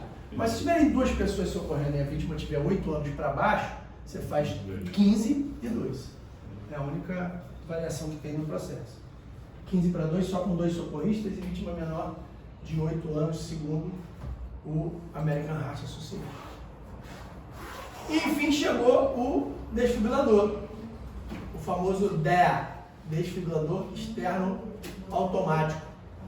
Esse aparelho é um aparelho que ele é encontrado em aeroportos, clínicas, algumas academias têm, colégios muito grandes costumam ter, shopping centers, locais que têm mais de 1000 pessoas circulantes, você encontra um desfibrilador. Então, esse aparelho serve para fibrilação e para taquicardia ventricular. Como eu não sei o que está acontecendo, eu simplesmente pego o aparelho e conecto. Ele faz a análise e ele dá um choque, simples assim. Conhece o cardioversor do médico? Ele que dá o choque? Gel, faz, tá? Qual é a diferença de um cardioversor para um desfibrilador? Entenderam? Ou é a mesma coisa? Um cardioversor, a diferença dele pro DEA é que ele é intra-hospitalar e o paciente está monitorado. Então, sabe aquele eletrocardiograma? Onda P, QRS, tem o segmento ST que é importante na curva. O médico está vendo. Então, ele vai sincronizar o choque dele com o que ele está vendo, para ele dar o choque no momento certinho do pulso, entendeu? O maior pulso. E aí ele vai, prepara, afasta, olha para o monitor e BUM! Ele dá o choque. Ou seja, é sincronizado, serve para arritmias. A vítima normalmente está viva. Esse é para a vítima morta, aquele é para a vítima viva. Só tem um caso, se eu não me engano, tem um caso que a vítima está viva e que o médico desfibrila, porque a arritmia era tão rápida que ele não consegue ter esse timing para dar o choque, entendeu? E aí ele prefere usar a desfibrilação, que é o desfibrilador, ele analisa e dá o choque automaticamente, prefere-se usar a desfibrilação, se eu não me engano o nome é torsade ecoar, o nome da arritmia, um tipo de arritmia que ela é muito rápida e não se consegue sincronizar. Mas a gente, simples mortal, a gente liga o aparelho, está aqui, ó, número 1, ligar, o botão é verde ou é vermelho, em qualquer lugar do mundo, e como se não bastasse, está escrito on-off, não tem como errar isso. Quando você liga, ele vai dar 2 ordens simples para você executar. Posicione eletrodos no tórax do paciente. Eletrodos no tórax. Encaixe conector dos eletrodos na entrada, perto da luz que pisca. Conector do eletrodo na entrada, perto da luz que pisca. Não tem como eu errar isso. Tem que me esforçar muito para errar isso. Posicione eletrodos. Encaixe. E ele vai repetir até eu obedecer. Só que eu não parei a massagem cardíaca, o desfibrilador ele não vem voando, alguém trouxe ele. Então quem trouxe é que se vire para colocar, porque eu tô aqui, ó, na massagem. Aí a pessoa Posicione foi. eletrodos. Encaixe conector. Eu tô aqui, ó. Visão de túnel. Analisando o ritmo cardíaco. Não toque o paciente. O cara do desfibrilador é que grita comigo, não toca o paciente, pô, afasta, afasta. Ele que vai me tirar. E ele vai falar, choque recomendado, para todo mundo ouvir. Afaste-se do paciente. Quando ele fala choque recomendado, eu já ponho o dedo aqui, ó, no botão do choque. Administre o choque. Eu não preciso mais olhar para cá. Quando eu escuto o pino, eu olho, não tem ninguém, eu... Choque administrado. Bum! Em pausa. Administre ressuscitação cardiopulmonar. Ele dá o choque, diz que vai entrar em pausa e pede para eu voltar. Volta, Fábio, massagem. Aí eu... Visto que uma coisa é a parte elétrica do coração, outra coisa é a parte mecânica. Eu tenho um Fusca 69, é verdade. O coração, eu observei que ele é igualzinho o motor do meu Fusca. Quando o problema é elétrico, é platinado, condensador, bobina ou dínamo. Quando o problema é mecânico, é bomba de combustível ou carburador. Se o problema for mecânico e eu trocar o platinado do condensador, não dá nada. E se o problema for elétrico e eu trocar o carburador ou mudar minha bomba de combustível, também não vai acontecer nada. Então, cada problema com a sua solução. Problema elétrico, desfibrilador. Problema mecânico, eu empurro. Quer pegar. Pegou, abriu o olho, mexeu, aí eu interrompo. Porque de 2 em 2 minutos o aparelho vai pedir para eu parar, analisar novamente e ver a necessidade do choque. Esse aparelho ele tem vários modelos, tem vários tipos, pode variar de 9 mil a 36, 40 mil reais o aparelho desse. Ah, o de 40 mil salva mais do que o de 9 mil? Claro que não. Todos eles atendem ao fim que se destina. O que vai mudar é a bateria de lítio, que tem a durabilidade, e a vida útil do aparelho. Se eu comprar um aparelho que tem capacidade para 100 choques, e comprar um aparelho que tem capacidade para 200 choques, no mínimo tinha que durar, custar o dobro do outro, né?